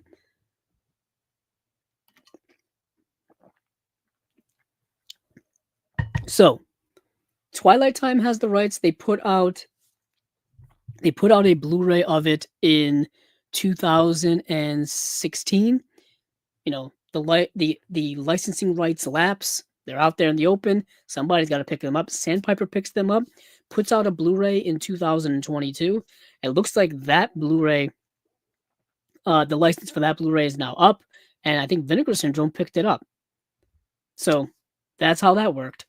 I'm assuming it must have been a short licensing for Sandpiper. Maybe 3 years? I feel like 3 years. That seems like the time frame because it's now 2026. And yeah. So, and I believe the original Blu-ray release from Twilight Time only had an isolated score as a special feature, so you're not really missing or losing anything. And Sandpiper Pictures doesn't do any special features. I don't even know if they carry over special features from the movies that they pick up the licenses of. But Boxcar Bertha, this is the, oh my goodness, when is this coming? This is the 1972 Martin Scorsese film. This was produced by Roger Corman, made through Roger Corman's AIP company at the time, I think. And yeah, it's the movie he made before he made Mean Streets. Let me just read it here. So Boxcar Bertha, let's see. Yeah, Boxcar Bertha Thompson, portrayed by Barbara Hershey, a transient young woman living in the American South in the 1930s, rides the rails, bouncing from job to job and town to town, often leaving dishonest men in their wake. She eventually comes across Big Bill Shelley, portrayed by David Carradine, A hardworking laborer turned union organizer, they quickly develop a romantic relationship, and along with two friends, Rake Brown and Von Morton, begin an old-fashioned crime spree, robbing banks and trains and becoming fast enemies of both the railway company and local law enforcement. The sophomore narrative feature from Martin Scorsese also co-edited the movie. Boxcar Bertha bears not only many of the hallmarks of his filmography to come, but those of producers Roger and Julie Corman as well. Adapted from the book Sister of the Road, the autobiography of Boxcar Bertha, Scorsese's film combines elements of true crime grit with style and excess expected in drive-in exploitation pictures of the 1970s, long overlooked in the filmography of one of the American and world cinema's greatest filmmakers. Cinématographe is proud to bring Martin Scorsese's Boxcar Bertha to 4K UHD for the first time in the world from a new restoration supervised by Martin Scorsese himself. Okay. Yeah, I haven't seen this movie in years. I think I saw it maybe streaming on Filmstruck back when Filmstruck was around. And I don't think I've seen, so this would have been maybe 10 years ago, maybe a little less than 10 years ago, within the last decade, I'll say. So I haven't seen it in a while, but I've always wanted it. Like I said, I'm Martin Scorsese is my favorite living director, probably, and I revere all of his work mightily, and I think he's kind of he's the cinephile you aspire to be if you're a cinephile, in my opinion. At least he's the level of cinephile I inspire to be, in my opinion. And this movie is interesting because it's his, early films from filmmakers are fascinating to me because you're seeing them try to figure things out. You're seeing them try things out and see what works, see what doesn't work, and them just learning the craft of filmmaking, them having the opportunity to make a movie. Like I said, before this, he had done Who's That Knocking at My Door? And then after this, he would do Mean Streets and Taxi Driver, Raging Bull, New York, New York. He would go on and on. This movie is so fascinating in his career because like I said, it's his B picture. It's kind of like a grindhouse-ish movie, but it's made by Scorsese, so it doesn't quite have that grit of a grindhouse movie. It's got a little more polish to it because he's such a good filmmaker. Famously, John Cassavetes hated this movie. John Cassavetes ripped Martin Scorsese so bad for this movie. Like, he hated it. That's a little funny tidbit there. To the point where I think it changed Martin Scorsese's career trajectory. Like, that's how bad he ripped it. But I guess you have to have friends who are going to criticize you. You know what I mean? Going to be honest with you. Not going to BS you. And obviously it all worked out for Scorsese in going forward. But for special features, 2-disc set, 4K UHD disc, new audio commentary by film critic Adrian Martin, and there's a Blu-ray disc as well. A new talent. Oh, Adrian Martin is also our friend. He's been here on Chasing Labels twice. A new talent, a new video interview with Ian Christie, editor of Scorsese on Scorsese. I think I may have that book. Maybe. I'm going to go look at my shelves afterward. I'm looking over because my shelves with all my movie books are way over there. But anyway you can, a new video interview with actor Barry Primus. What price a crucifix tree, female protagonist and the suffering servants of Scorsese. A new video essay by film historian Daniel Kramer. Trailers from Hell, Julie Corman and Chris Wilkinson on Boxcar Bertha. Turner Classic Movies introduction to the film by Ben Mankiewicz, featuring interview footage with producer Roger Corman. Now, that's really big. That's big because you don't really see those on a lot of DVDs and Blu-rays now. There were some DVDs that had them. I know I'm saying this, that not a lot of them have it, but I would love if those were included more so. I'm not sure who has the rights to those. I'm assuming Warner Brothers, because TCM is part of Warner Brothers. So I would assume that they own the rights to those, to the intros that you see on Turner Classic Movies. But I wish they included those more. Or I wish there was like an archive. I don't know. There may be. People listening, people watching, are there an archive of just Turner Classic Movies intros to movies? I would love that. That would just be something that would be kind of cool. just to watch. Um, where was I? Oh yeah, gallery of rarely seen storyboards for the film drawn by Martin Scorsese. Booklet with a new interview with Martin Scorsese, as well as essays by film critics Robert Daniels, Bill Jabari, Beatrice Loaza, and Glenn Kenny, author of Made Men: The Story of Goodfellas. So yeah, this is a release I have to get. Let me see how many copies. I think there's over 2,000 copies left. There are. This is a release I have to get this year. Like this is one of my must-haves of the year, just because I'm such a gigantic Martin Scorsese fan. I've learned so much by watching Martin Scorsese movies, listening to him talk about movies, listening to him talking about making of movies, talking about his favorite movies and why they're his favorite movies. It's such an education in and of itself. It really, really is. So that's Boxcar Bertha, 4K UHD of that, a cinematograph release of that. Let's move over now to the partner labels. Let's see where we are for time. We're at the 3 hour mark. Let's see. Will it take me an hour to get through some of these? We shall see. Let's see.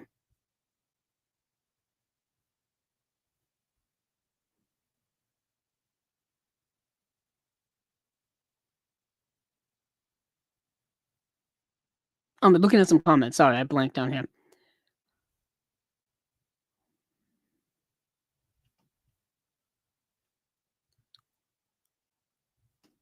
Let's see.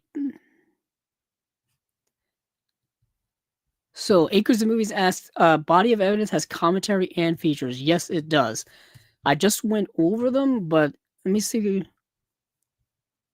Let's see.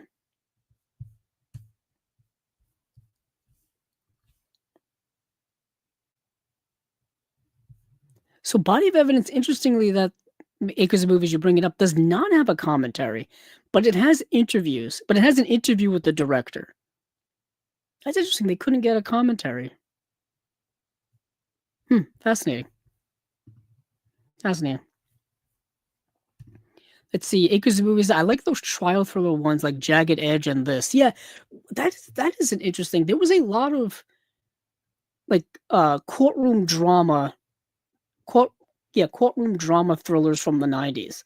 I'm thinking of like The Pelican Brief. Um, I'm thinking of several of them. The one with Matthew McConaughey and Sandra Bullock and Samuel L. Jackson, I'm completely blanking on, but that's another one. There was a lot of them in the 90s. Let's see.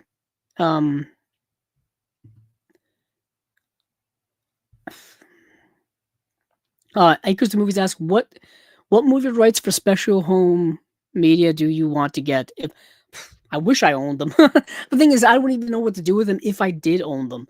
I guess I would just sell them to a company.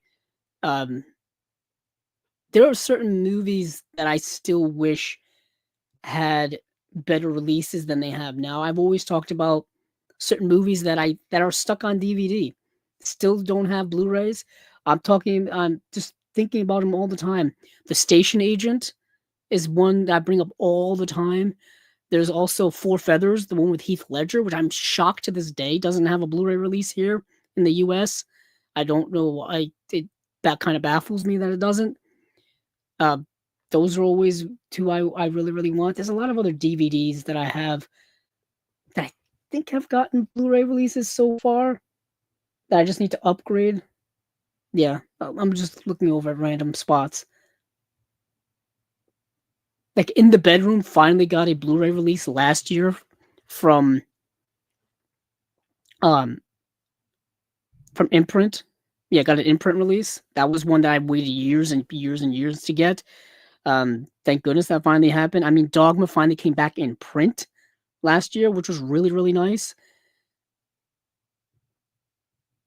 Let's see.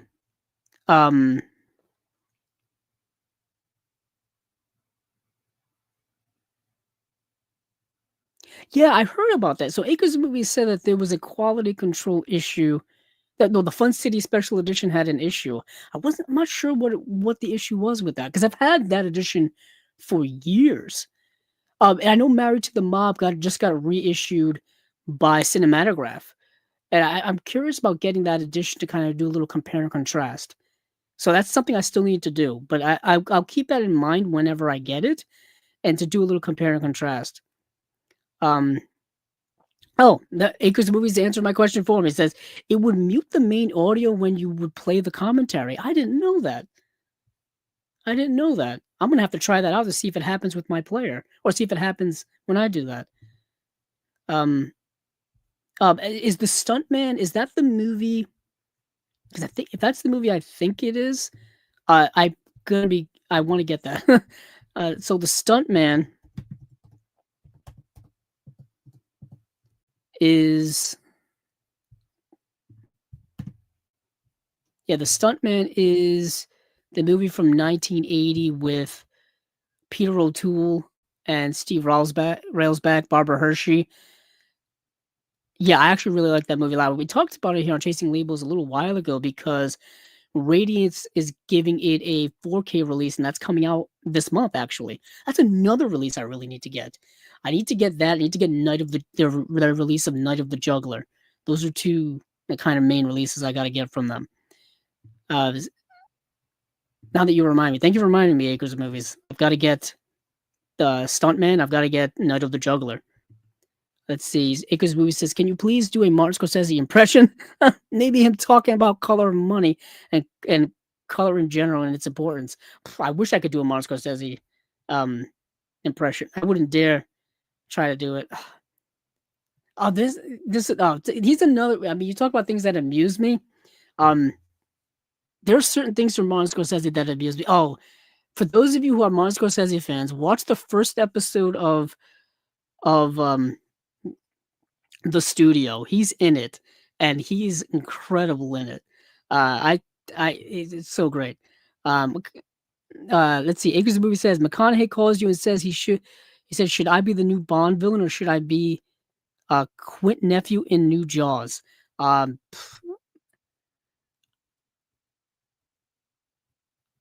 that new Bond villain. Why not? What's a better throw, Wicker Park or Arlington Road? I think I've only seen Wicker Park, so Wicker Park. Acres of Movies asks, if 2002 had more than 5 nominations and had 10 nominations, what do you think would be nominated for Best Picture? Well, we have to go back to 2002, which is a time and a half ago. I could tell you that. 2002. Oh boy, let me look. Luckily, my letterbox is open. Because 2002. Why am I blank on every movie from that year? Let's see.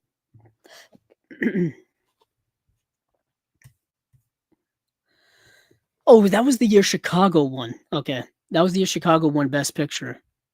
I don't even remember what the. Actually, let me go check what the nominees were for that year. Because I want to say something that's an actual nominee already from that year. It's that would be reducing the point. Let's see, Chicago.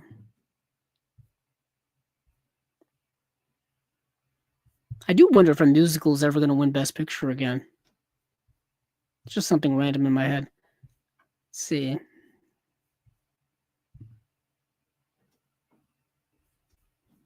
Go back to 2002. That's a long time ago in a galaxy far, far away.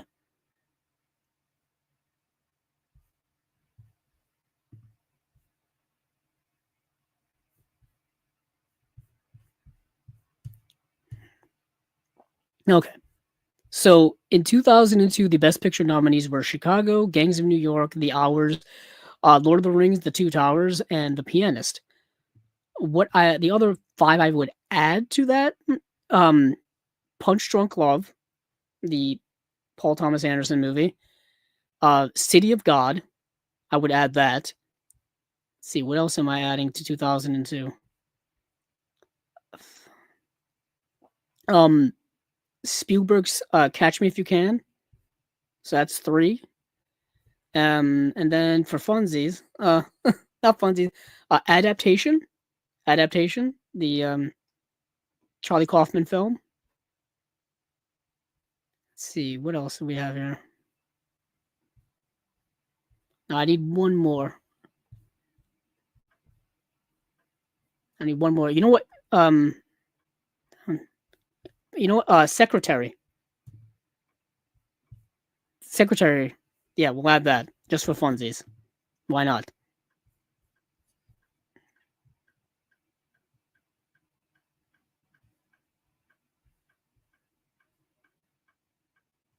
Oh, I was right. So Icarus movies. It was the Peter O'Toole movie. That's Icarus movies was talking about Stuntman.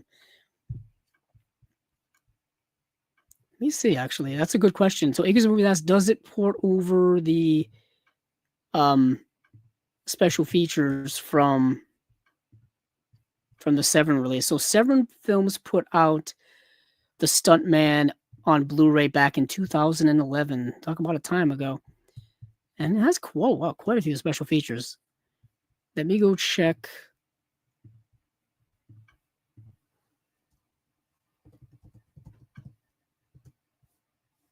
Let me go check Radiance's website really quickly.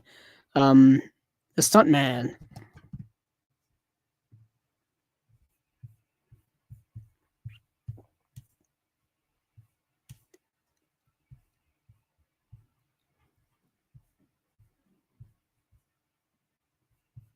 So let me check.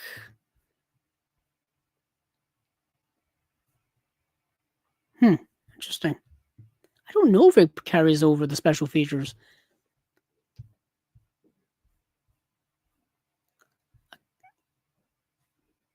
I can tell you that the Radiance release has a new audio commentary with critics Christina Newland and Monica Castillo.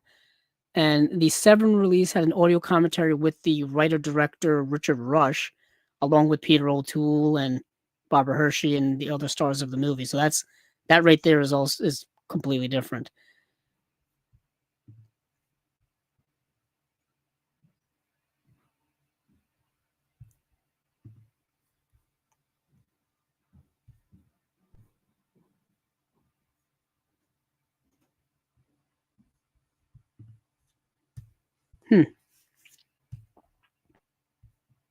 Oh no, it does have it. No, I lied. It does have it.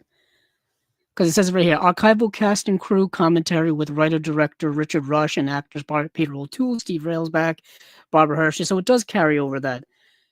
I think it's got everything because it's got archival interview with Richard Rush, archival interview with Peter O'Toole, archival interview with Steve Railsback. It's got a long documentary, feature length making of documentary directed by Richard Rush called The Sinister Saga of Making the Stuntman. That's not on the Severin release, at least I don't think. No, it's not.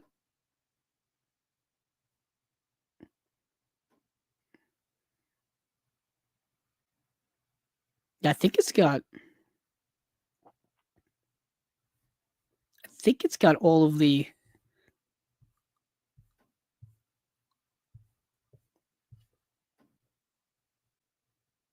I think it has all the special features from that Severin release. I could be wrong. I'm just quickly going over it side to side here. That's what it looks like. I don't think so. Icarus Movies asked, "Do you think I Play a Rocky will get nominated for Best Picture?" I haven't seen the movie yet, but I don't think so. I mean, granted, there seems to be, biopics seem to be a very, very hot item for Academy of voters. I mean, there seems to be one almost every year for the most part. So who knows? But I don't see that right now. But where was I? Oh yeah. Let me go to the partner labels here at Vinegar Syndrome because we have quite a few to go through. So let me just read all these down and we'll get into them. So from Utopia, we have The Accidental Getaway Driver. From Magnolia Pictures, we have Bad Luck Banging or Loony Porn. From Brainstorm Media, we have The Banished. From IFC Films, we have Blackberry. From Club Super 8, we have The Bleeder. From Film Movement Classics, we have Bye Bye Brazil. From Wild Eye Releasing, we have Cat Sick Blues. From VHS Hitfest, we have Dead of Night. From Saturn's Core, Deadwood Park. From America Genre Film Archive, we have Embalmer. From Bleeding Skull, we have, oh boy, Folie Meurtrier and the films of Antoine Pellissier. From Watermelon Pictures, we have The Glassworker. From Art Label, we have the movie Hoagie. From ETR Media, we have The Image Revolution. From Willa, we have La Cucina. Let's see. From Connie or Canon, we have Looking for an Angel. From Umbrella Entertainment, we have Love and Other Catastrophes. From Shudder, we have Out Come the Wolves. From several futures, we have Petite Solange. From Film Movement Classics, we have Shanghai Blues. From Film Movement, we have Solvent. From Film Movement Classics, we have Suo Duo, 2 films by Masayuki Suo. From Factory 25, we have Swamp Dog Gets His Pool Painted. From No Budge, we have Teddy Out of Tune. And from Dark Star, we have Unspeakable Beyond the Wall of Sleep. I think that's it. That is it. All right. So working backwards here a little bit. Yet again, due to a time crunch, I didn't get to see as many of these that I wanted to. So I can't really get into too much in depth about the quality of these movies, and I don't really want to cover things I've not really seen here, just for the sake of time and my mental state. But what I do want to mention a couple of the movies that I did want to see here, going backwards here, starting from the bottom, going back up to the top. Swamp Dog Gets His Pool Painted. I've heard is a really good documentary, like a really cool documentary about a very interesting person. And I couldn't find it to watch anywhere because it's a relatively new-ish movie. It came out in 2024, and I couldn't find it anywhere to watch. So I really wanted to see it, just couldn't find it anywhere. Yeah, so I also wanted to see, this was more of a time thing. Film Movement Classics, anything Film Movement Classics put out or Film Movement put out, I'm automatically interested in seeing. So the Suo Duo, 2 films by Masayuki Suo, are 2 films that I wanted to see these movies. So the 2 movies are Fancy Dance and Sumo Do, Sumo Don't. And I wanted to see these movies and I just didn't have the time. You know, if I had another several days, I probably would have watched them. It's a 2-disc edition. It's a video introduction by Masayuki Suo, archival interviews with actors Naoto Takenaka, Hiromasa Taguchi, and director Masayuki Suo. 16-page booklet as well. And let me go back to my Letterboxd, because I think I had seen movies from this director before, maybe. No, I haven't. I thought I did. I hadn't before. But Fancy Dance, for some reason, sounds familiar to me. I don't know why. Maybe some other company is releasing it. I don't really know. But anywho, I really wanted to see these movies, just didn't have the time. Another such case is Solvent. Solvent sound interesting to me at the very least. It says, an American expat joins a team of experts searching an abandoned Austrian farmhouse for historical Nazi documents that may be hidden within it.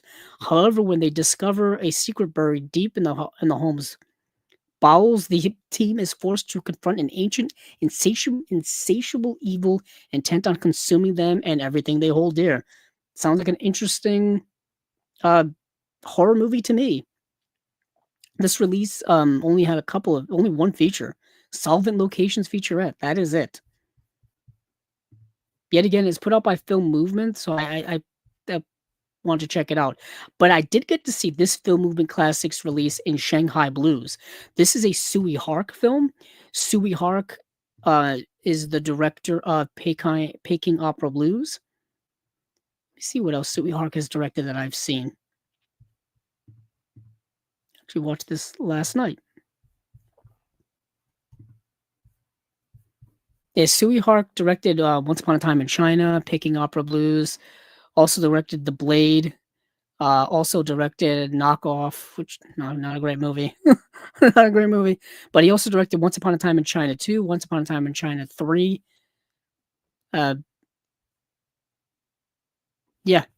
Let's see. But Shanghai Opera Blues. So in 1937, after the Second Sino-Japanese War breaks out, a soldier and a young woman have an awkward meet-cute in darkness under a bridge as they seek refuge during a bomb raid. So the Second Sino-Japanese War is the war between China and Japan, for those of you not historically inclined. People don't know this, but Japan invaded China before World War II. Um, yeah, so these two people are hiding out from a bombing under a bridge. Although they can't see each other's faces, they promise to meet again after the dust settles. 10 years later, the soldier, now a burgeoning songwriter and tuba player in a marching band, is back in town desperately searching for his would be soulmate. As fate would have it, they end up living in the same building unbeknownst to each other. Through a series of mishaps, he mistakes her new ingenue roommate for his love interest, and wacky love triangle hijinks ensue. Consummate author Sui Hark almost single-handedly reinvented Hong Kong cinema in the 80s and 90s with uber-kinetic genre opuses, amping up cinematic spectacle, whether with special effects or sheer unbridled energy. This Hong Kong-styled homage to the screwball comedies of yesteryear features black belt level slapstick and delightfully droll rom-com shenanigans. Yeah, this movie reminded me a lot of screwball comedies of like the 1930s and 1940s. And that's kind of why I really like the movie a lot. It's like expertly well toned. It's light. It moves. It's so well made. It's so well done. Um, I really liked it a lot. I thought it's great. Let's see, there's a 4K restoration. It was supervised from the original camera negative by Sui Hark with Limousin Ritrovata and the soundtrack remixed by One Cool Sound. Directed by Sui Hark. It came out in 1984. Two-disc set, 4K UHD, as well as a Region A Blu-ray. Interviews with director-producer Sui Hark and film coordinator Oh Sing Pui. Commentary by Hong Kong film expert Frank Zhang. Frank Zhang, Frank Zhang. I was going to say, 16-page booklet with essay by film critic John Charles. Frank Zhang, he shows up on a lot of special features. A lot of special features. And that is Shanghai Blues, put out by Film Movement. Now, Petite Solange sounded so interesting to me. Petite Solange, of course, translating to, I think, Little Solange. It's a movie about a young 13-year-old girl whose parents are going through a divorce and how it affects her, the trauma that it inflicts on her and her response to that. It's something we see in society all the time, where the actions of the adults often reflect onto the children, and we see that a lot. At least that's the general gist I got from what that movie is about. Um, uh, I do subscribe to the Shudder streaming service, so I was able to watch Out Come the Wolves. Not great. It's not great. I don't even want to get into it because it's just kind of a waste of time. The movie is it's about there's this couple, and it's three people are in a cabin in the woods. They're out there to kind of hang out, to hunt, all this kind of stuff. The two guys end up going out to hunt, and they end up getting attacked by wolves. And you can assume what happens after that. I mean, I don't really have to spell this out to people. You know what I'm saying? It's exactly what the title of the movie suggests. How come the wolves? There's wolves. There you go. That's the movie. What I watched yesterday, or I think it was yesterday afternoon, was the movie called Love and Other Catastrophes. Now, this is being put out by Umbrella Entertainment, and this is a movie from Australia from 1996, and it's very much in the vein of like a 1990s independent movie about 20 somethings. It reminded me a lot of like Reality Bites. That movie. If you know Reality Bites, you know what I'm saying. It reminded me a lot of that.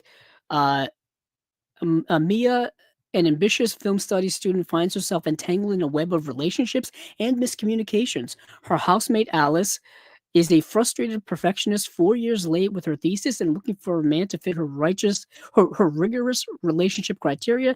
Their search for love and new house and and a new housemate transcends the boundaries of the university and their retrospective disciplines. As the day ends and the party begins, events begin to unscramble in unexpected ways. Um, Love conquers all.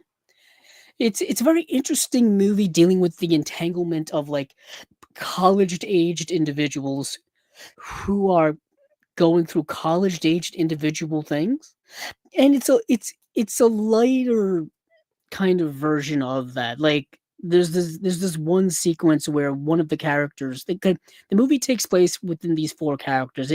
Primarily these Mia um and her friend Alice. Those are two out of the four characters. One of them is trying to transfer to like another academic department or whatever, and she needs to get like certain signatures from certain department heads. One won't give her one won't like one of the people she needs to see won't cooperate with her, so she's got to go see another one. And then that person says, "Oh, you got to go see this person," and that person says, "You got to see this person." So there's like a kind of like stuff like that going on. There's relationship things going on in the movie. Yet again, like I said, it reminded me of something like a Reality Bites or some other type of independent movie like that from the 90s. It felt very, very 90s. But it all takes place like centered in film school. So there's all kind of film references in the movie, which I really, really liked. It's trying to be a little bit of Clerks, kind of like Clerks when it comes to the cadence of the dialogue and what they're talking about, the pop culture of the time and things like that. So it's kind of like a Clerks light, if you will. This release here has only two special features, as an audio commentary with director Emma K. Krogan, interview with actor Matt Day. So that is it. That is it. It's called Love and Other Catastrophes. Looking for an Angel. Now, this is a movie, yet again, another crazy, weird art house, surreal movie that has absolutely no plot. None whatsoever. Well, it does and it doesn't. More leaning to the it doesn't part. So mostly seen on the gay pink circuit and recently restored by its director to its rightful place in Japanese art house canon, Akihiro Suzuki's debut takes the death of a young gay porn performer named Takachi as its starting point. Looking for an Angel follows Shinpei and Riko as they process their friend's disappearance, uh, their memories coalescing into a bold exploration of grief set against the backdrop of a nostalgic, blue-hued city shot in a variety of filmic format. As the viewer begins to piece together Takachi's story, laden with desire for another boy named Sorao between the cities of Tokyo and Kochi, a powerful free associative beauty emerges from a unique work described by Suzuki himself as neither straight, gay, queer, bisexual, asexual, or pornographic, but rather anti-heterosexist. Interesting turn of phrase there. A film completely free of dogma and convention. Very true. This movie is shot in all kinds of formats, no real plot, no real sense of plot structure. It's so bizarre, so unique. It's a film unlike I've ever seen before. It's very similar to Pink Narcissus, which I talked about earlier, in the sense of its free and openness and bravery and just you know non-conventional, and it's bravery to be non-conventional just for the sake of being non-conventional. It's truly unique and truly unique. And the movie only runs an hour long. It's only an hour long. It's almost like a thought experiment as a movie. It's not. I don't even know if you could call it a movie. Perhaps it's so unique. But anywho, the special features are: there's an interview with director Akihiro Suzuki, commentary commentary track by Dakota Newt, co-host of Two in the Pinku podcast. Bonus feature, new scan of Angel's body temperature from 2003. That runs 82 minutes long. That's an extra movie. Selected scene commentary by Dakota Newt on Angel's body temperature. Booklet with new writing by Elizabeth Purcell. And so that is Looking for an Angel. Let's see. So La Cochina I did not get to see. Oh, ETR Media. is putting out another documentary. This is a documentary from 2013 called The Image Revolution. And I think I had seen it years ago, but I couldn't quite remember. It's available to stream on Tubi. And for comic book fans, you know the story well. There's nothing in here that's too revelatory for any of us. This is about the formation and the history of Image Comics. Image Comics is one of the indie labels when it comes to the world of comic books. So, in the world of comic books, very similarly structured to, I guess, the world of movie labels, if you will. They're the big ones, in the comic book world. The big ones are DC and Marvel, and then you have the indie labels. But you have certain levels of indie labels, right? Same thing with the movie world. Certain levels of indie labels, boutique labels, like we do here on Chasing Labels, right? But in the comic book world, you've got that as well. So you got the two main ones, DC Comics, which has Batman, Superman, Wonder Woman, the Justice League, and then you have Marvel, which has Spider-Man, X-Men, Captain America, Iron Man, the Hulk, right? And then you got the indie world where you have Image Comics. Image Comics, where they do comics like The Walking Dead and Invincible, which has an animated series on Amazon right now. They do there was the Paper Girls was one they did. I think they do a bunch of comics, right? You have other indie comics like Dark Horse. Dark Horse does Hellboy. We know the Hellboy movies from Guillermo del Toro, right? So that's Dark Horse. You have Boom Studios. You've got all kinds of other ones, right? But anywho, for our intents and purposes, Image Comics has an interesting history. Interesting history is because Image Comics started in 1992-ish, late 1991, 1992, where 7 of like the major artists and creators at Marvel Comics left. They left Marvel Comics and went and formed their own company in Image Comics. Well, it was almost like 7 different companies in one, and they were all partnered up, and that's what's formed Image Comics.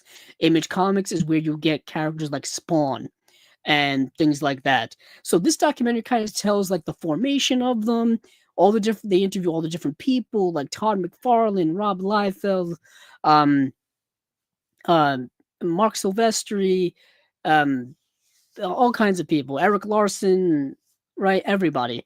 And gives you like a brief history of Marvel Comics in the 90s, how massive they became. They were outselling everybody, right? But it also tells you about all of the stuff going on behind the scenes and how how things kind of fell apart a little bit. Anywho, Image Comics still exists to this day, so they didn't fall apart entirely. But it's an okay documentary. I think it's kind of a little haphazardly structured, to be quite honest, in terms of like how it's structuring its timeline of events. It kind of bounces around a little bit, which kind of bothers me as a viewer, if you will, because when it comes to documentary filmmaking, you need kind of a set order. For narrative filmmaking, I don't mind if the movie's all over the place. That's just art for the sake of art. But documentary are like instructive, educational. They're trying to tell us information, at least structure the information well. You know what I'm saying? But like I said, it's not anything too revelatory for those of you who know the story already. For those of you who don't know the story of Image Comics and how that company was formed, you may be a little lost, actually. That's another issue. It doesn't really hold your hand when it comes to getting into the information. Kind of just throws you in there. It only runs like 80 minutes long, so I understand they had to maybe cut some corners for some time, but yeah, it kind of bothered me a little bit. But for Jim Lee was another one of the big names. But for special features, there's a director's commentary, additional interview footage from the original filmmaking sessions, catching up with Rob Liefeld 10 years later, the Image Revolution, what happened since the film. So since the movie came out in 2013, obviously it's a little outdated in terms of information because that's 12, 13 years ago now.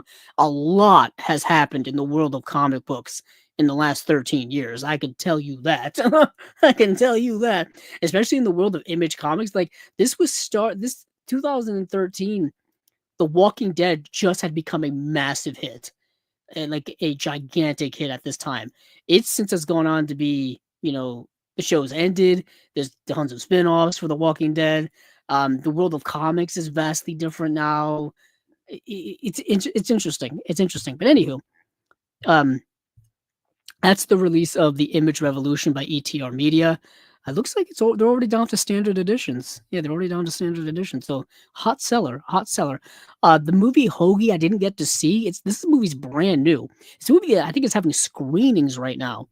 This is another one that looks like it's sold out limited edition wise, and you can only get it in standard definition. This is a movie from 2025, so this is still, I think, getting theatrical exhibitions. The Glassworker. So this is a Pakistani animated film. This is also down from the standard editions as well. This movie is a young glassblower's world is upended when a violinist and her father arrive in town during a time of war, challenging his relationships and ideals. Yes, this movie is very similar to a Studio Ghibli film in terms of its thematic depth, in terms of its story structure, in terms of its animation style, if you will. Yeah, it's a really good animated film. Came out in 2024. There's a lot going on in it. It reminded me actually of. Okay, there were parts of the movie that reminded me of Cinema Paradiso, and you have to see the movie to kind of understand what I'm saying. It's not actually exactly similar in at all, but there's just moments of it because the whole movie is structured around this young man who he finds a long lost letter that he never got from someone that he knew when he was younger. So he's reminiscing about his past. He's going back to his past, his relationship with his father, his relationship with this young woman, his relationship with the townspeople, and all that kind of stuff. That reminded me a lot of Cinema Paradiso. So in the way of special features for this release, there's a making of documentary and a storyboard gallery, and that is it. That is it. So the movie is the Glassworker. I didn't get to see the Bleeding Skull release, Folie Meurtrier and the films of Antoine Pellissier. I didn't get to see the ACFA release and Embalmer. Deadwood Park, I didn't get to see. That's the Saturn's Core release. I will say this: the VHS Hitfest release, Dead of Night, is actually a TV series, which we typically do not get when it comes to these partner releases. Created by real life security guards Wayne Spitzer and Andy Coupon. Oh, that's an interesting name. Dead of Night is an ambitious supernatural shot on video TV series that aired on Spokane Cable Access from 1994 to 1997. Fascinating. Fascinating. Called Dead of Night. Cat Sick Blues, I did not get to see, but it sounded very interesting. So this movie centers around the death of someone's beloved cat, and they kind of go crazy, and they kind of go. Let's see.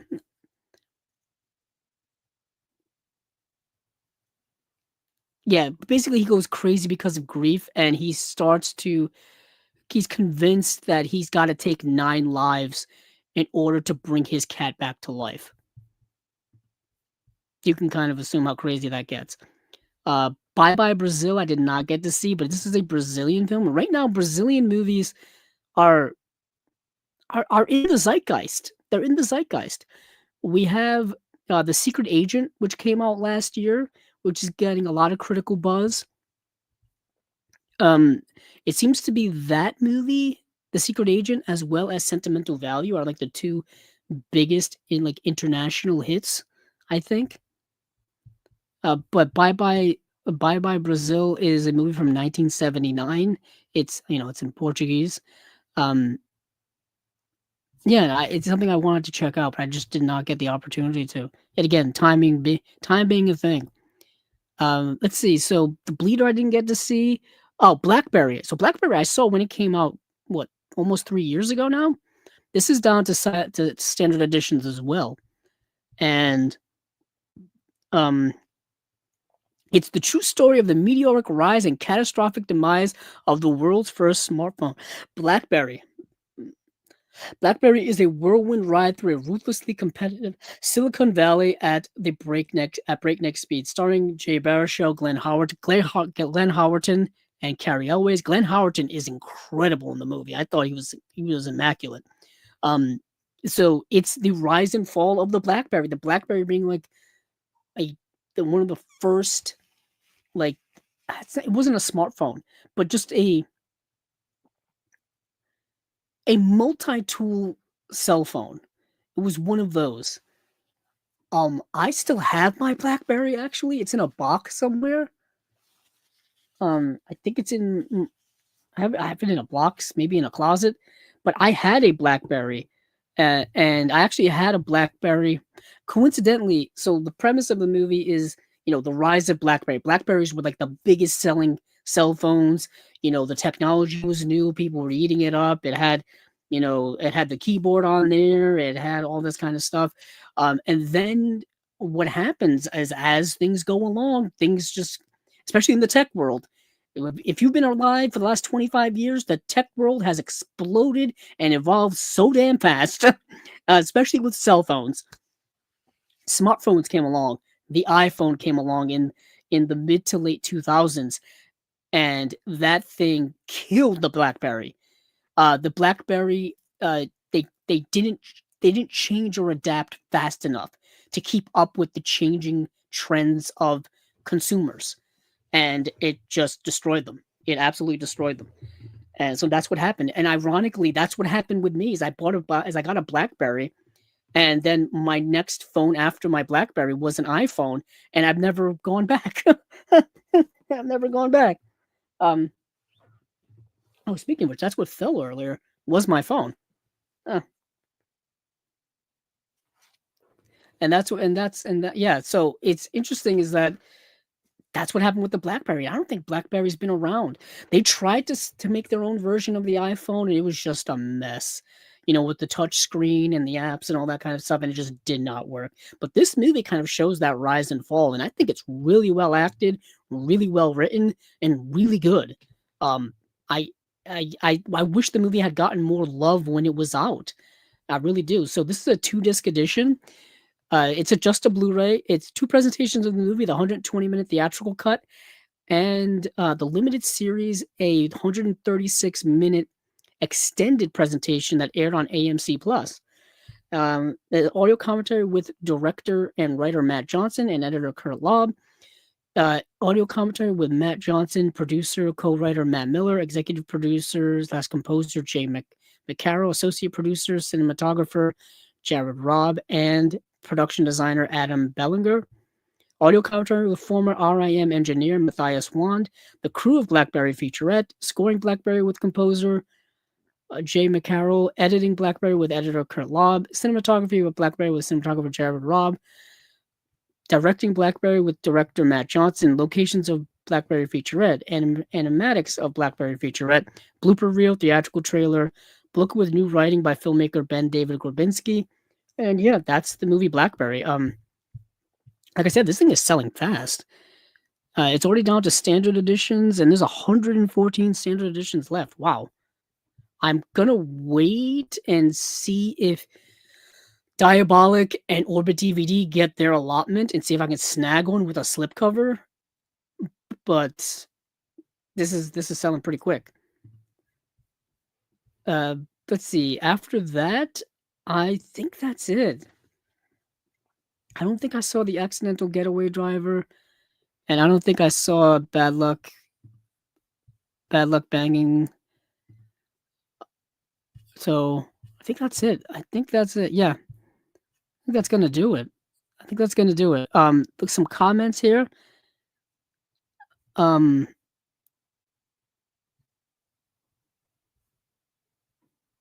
let's see. Some comments here. Oh, really?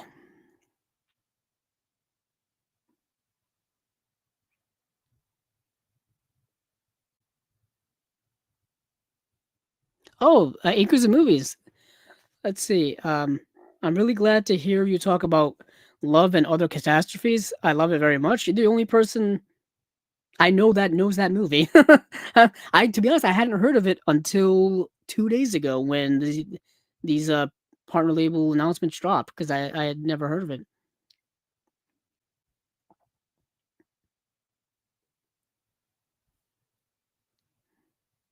Let's see. Acres Movies also says a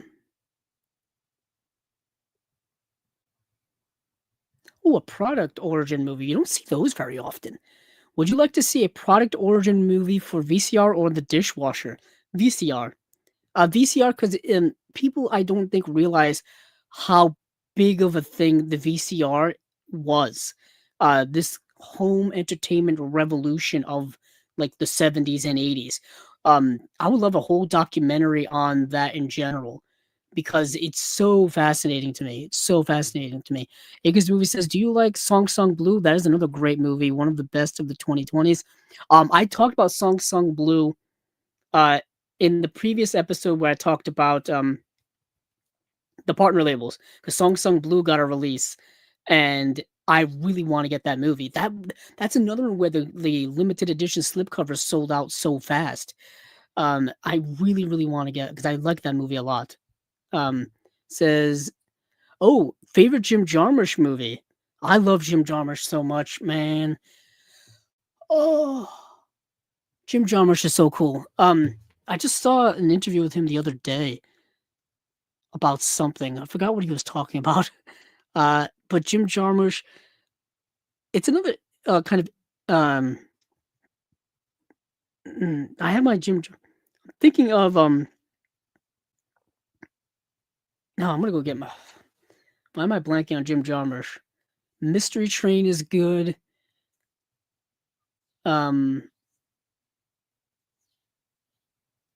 what's the hold on, I gotta go look at my Jim Jarmusch section because I'm blanking.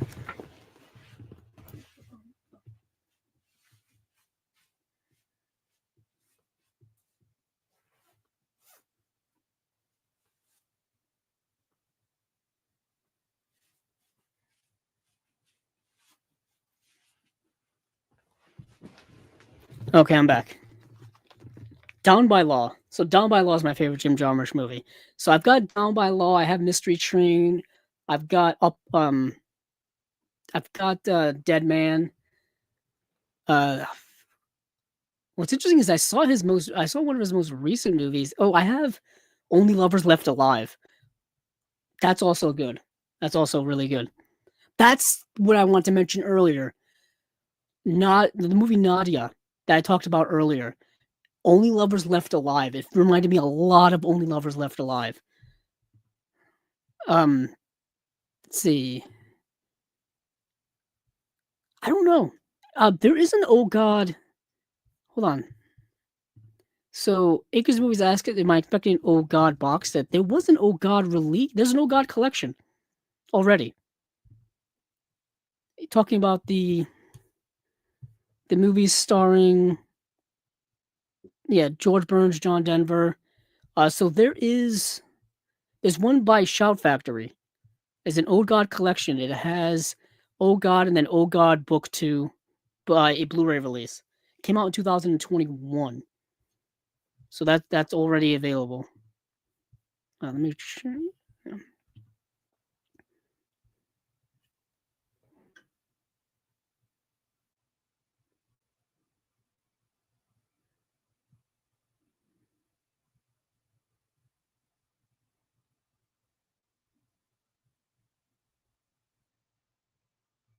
Oh, that's a tough question. So it gives the movies ask, you are in an area where someone is carrying on, etc. You tell someone to watch a movie to calm them down. What movie do you basically tell them to watch? Uh, it's gotta be it also depends on the person. It's gotta depend on the person. Like if it's myself, you gotta go with something because you've gotten I think we've all been in these moments where we've been super nervous, anxious, high energy, or something going on, and you need something to deflect all of that, or to get rid of all of that. To me, you got to go back to your favorites. So I can only really talk about myself in the situation. I know it's not answering the question, but I go back to my old favorites. Um, I'll be honest. Several years ago, I go. This is nuts, but I go. Um, I was in such a state several years ago that I would go. You go back to actors or actresses that you really really like a lot. Not in a parasocial way, but just in the sense that their movies are really really good. For me, that's kind of why I like Paul Newman so much. I could get so wrapped up in Paul Newman and his movies that they really helped me through to difficult mental moments, if you will. Um, I remember I watched this. It's not even a movie that would do this, but I was in such an emotional state due to certain circumstances. This is a long time ago. I'm talking like 2014. So we're talking a dozen years ago. That it was a rainy night, and I bought the movie HUD. The movie HUD with Paul Newman. I had seen it before. I think I'd seen it a couple of times, but I just wanted the movie, and I was it was such a mental state that I needed something familiar to get me to feel better about myself. You know what I mean? Like how people do like retail therapy and things like that. I needed something like that. So I bought the movie HUD by Paul Newman, the Martin Ritt film, and I watched it, and the movie's so good to me that it made me feel better. It made me feel better. Um, so it all depends on the person. It really does. Um, um, Acres of Movies asked, do you expect Paramount to prioritize Good Burger 1 and 2 special editions now that they are making horror comedy 31 Candles for this Halloween? Are you excited for that one? I'm not really sure about that one, but I know Good Burger has a Blu-ray release. I don't know. I don't think Good Burger 2 does. No, it does. So Good Burger and Good Burger 2 have Blu-ray releases. Now, whether they ever do special editions, I don't know. I know they did a special edition anniversary steelbook. Excuse me. Um, but yeah, I don't. So they've already done Blu-rays. I doubt they would do more. Paramount's kind of a mess right now. Um, they're a mess as a company. They're trying so hard to buy Warner Brothers. I, I don't know why they don't really have the assets to do it, and they need something to uplift them because they got really nothing else going for them, and they've been distributing. Or they've been licensing a lot of their releases to a lot of different companies for the last several years, at least from what we've been covering here on Chasing Labels. Kino, Imprint, uh, other companies have been getting Paramount licenses as well. So they've been at least trying things out. But as a company, I think they're one of the next big ones that are kind of going down. I mean, I know Warner Brothers is trying to be sold now. I mean, the Warner Brothers Netflix deal is probably going to end up going through. It's just a matter of time.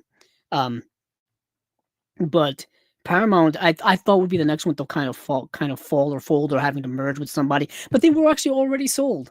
They've already been sold. So I don't know what I'm talking about. Um, um, let's see. Let's see. Let me see. Is John Leguizamo underrated? I think he's properly rated. I think he's properly rated, in my opinion. And I've seen him. He's been in a lot of movies. I think he's properly rated. Um, readapt the Dogtown story. Is that like Dogtown and Z Boys? Like that the the skateboarding story? I don't. The documentary is really really good. The movie's also good too. And I don't know if you touch something with Heath Ledger still to this day, but I wouldn't mind it. I wouldn't mind it. Let's see. Dead of Night is I have no idea what the tone of it is. I mean, it's cable public access from the 90s, from 94 to 97. So I'm imagining super low budget. I'm imagining um people recording on a 1990s camcorder which obviously the quality is not going to be great.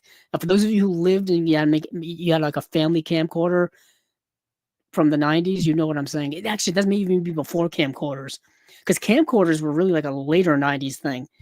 I remember my aunt had a camcorder, and it was so cool because she was like one of the first people I ever knew to have a camcorder. And because camcorders were like, you had video cameras, right? Video cameras were kind of big, and you had tape. You could put tape. You had tapes in them. It was analog. Camcorders, you had smaller tapes. You had like high 8 and things like that. You can put those in there, and they were smaller and more mobile, and and all that kind of stuff. And then of course you had the digital camcorders in the 2000s when those came around. Those were really cool. And ironically, cell phones kind of made those obsolete. It's interesting how cell phones have kind of made like cameras obsolete in general. They certainly like handheld picture cameras. Cell phones have kind of made those obsolete. I remember digital cameras were a thing in the 2000s. I still have a digital camera that I bought, a Canon that I bought 2006, 7, around then. And I took it to concerts. I took it on vacations. I took it to all kinds of places. But even at the time, I had a camera phone. But at the time, the camera phones were so bad that digital cameras were still better quality. Nowadays, you can shoot 4K. You can shoot 4K video on your phones now. It's unreal what you can do. Let's see. Anchors the movie says they want Ghost Face Off, combining Face Off and Scream, I guess. Speaking of which, the next Scream movie is coming out really soon. Scream 7. All right. So that is it. That is it for me here. Some housekeeping things in here before I get out. And tomorrow night we potentially will be doing a live stream Criterion review of 2 Criterion titles. We will be doing The Man Who Wasn't There, which is the Coen brothers film from 2001. Their neo-noir, shot by the great Roger Deakins in glorious black and white, starring Billy Bob Thornton as well as Frances McDormand. You get a nice a couple of other character actors in here as well. A couple other Coen brothers players, plus also James Gandolfini is in here as well from Sopranos fame, as well as other things. But it was nice to see him in a movie. I'll be talking about this. Stephen will be talking about 3:10 to Yuma, which is the Delmer Daves original film, not the remake from 2007 with like Christian Bale and Ben Foster. Although that is an awesome remake. That's an awesome remake. The original Delmer Daves film. That's the one we will be talking about as well. So tune in for that. Check that out. If you don't check it while it's live, and check it afterward. Yet again, as Steven said, we will be doing it live tomorrow. So that will be tomorrow night. Actually, like tonight at this point, because it's already damn near 1 a.m. But also check out the other things we have going here on the channel. We've got the Unwatched Pile, which is a new episode we just did last week. Our newest episode, like I said, of Movies Down Memory Lane, where we talk about Goodfellas. Some upcoming things we have as well to look forward to. Obviously, we'll be chasing labels again in 2 weeks' time. Where will we be in 2 weeks? That will be President's Day, the 16th. Probably will be that day, that Monday, the 16th. We also have a clips channel and shorts channel that we're working on right now, where we will be doing, that's where the shorts will be going, and that's where certain clip outs will be going on there. It's a work in progress, as everything is. We also have our movie related game show, Movie Mutations. Search for Movie Mutations. We have about, 4 episodes up on there so far, I think. So check that out. Yeah, check that out if you haven't already. And yeah, thank you all for watching. Thank you all for listening. Thank you all for supporting Chasing Labels in any way possible. All the support is good. We don't turn that away here. But yeah, that is it for me. So thank you all once again. And hey, keep on watching those movies, because I know I will.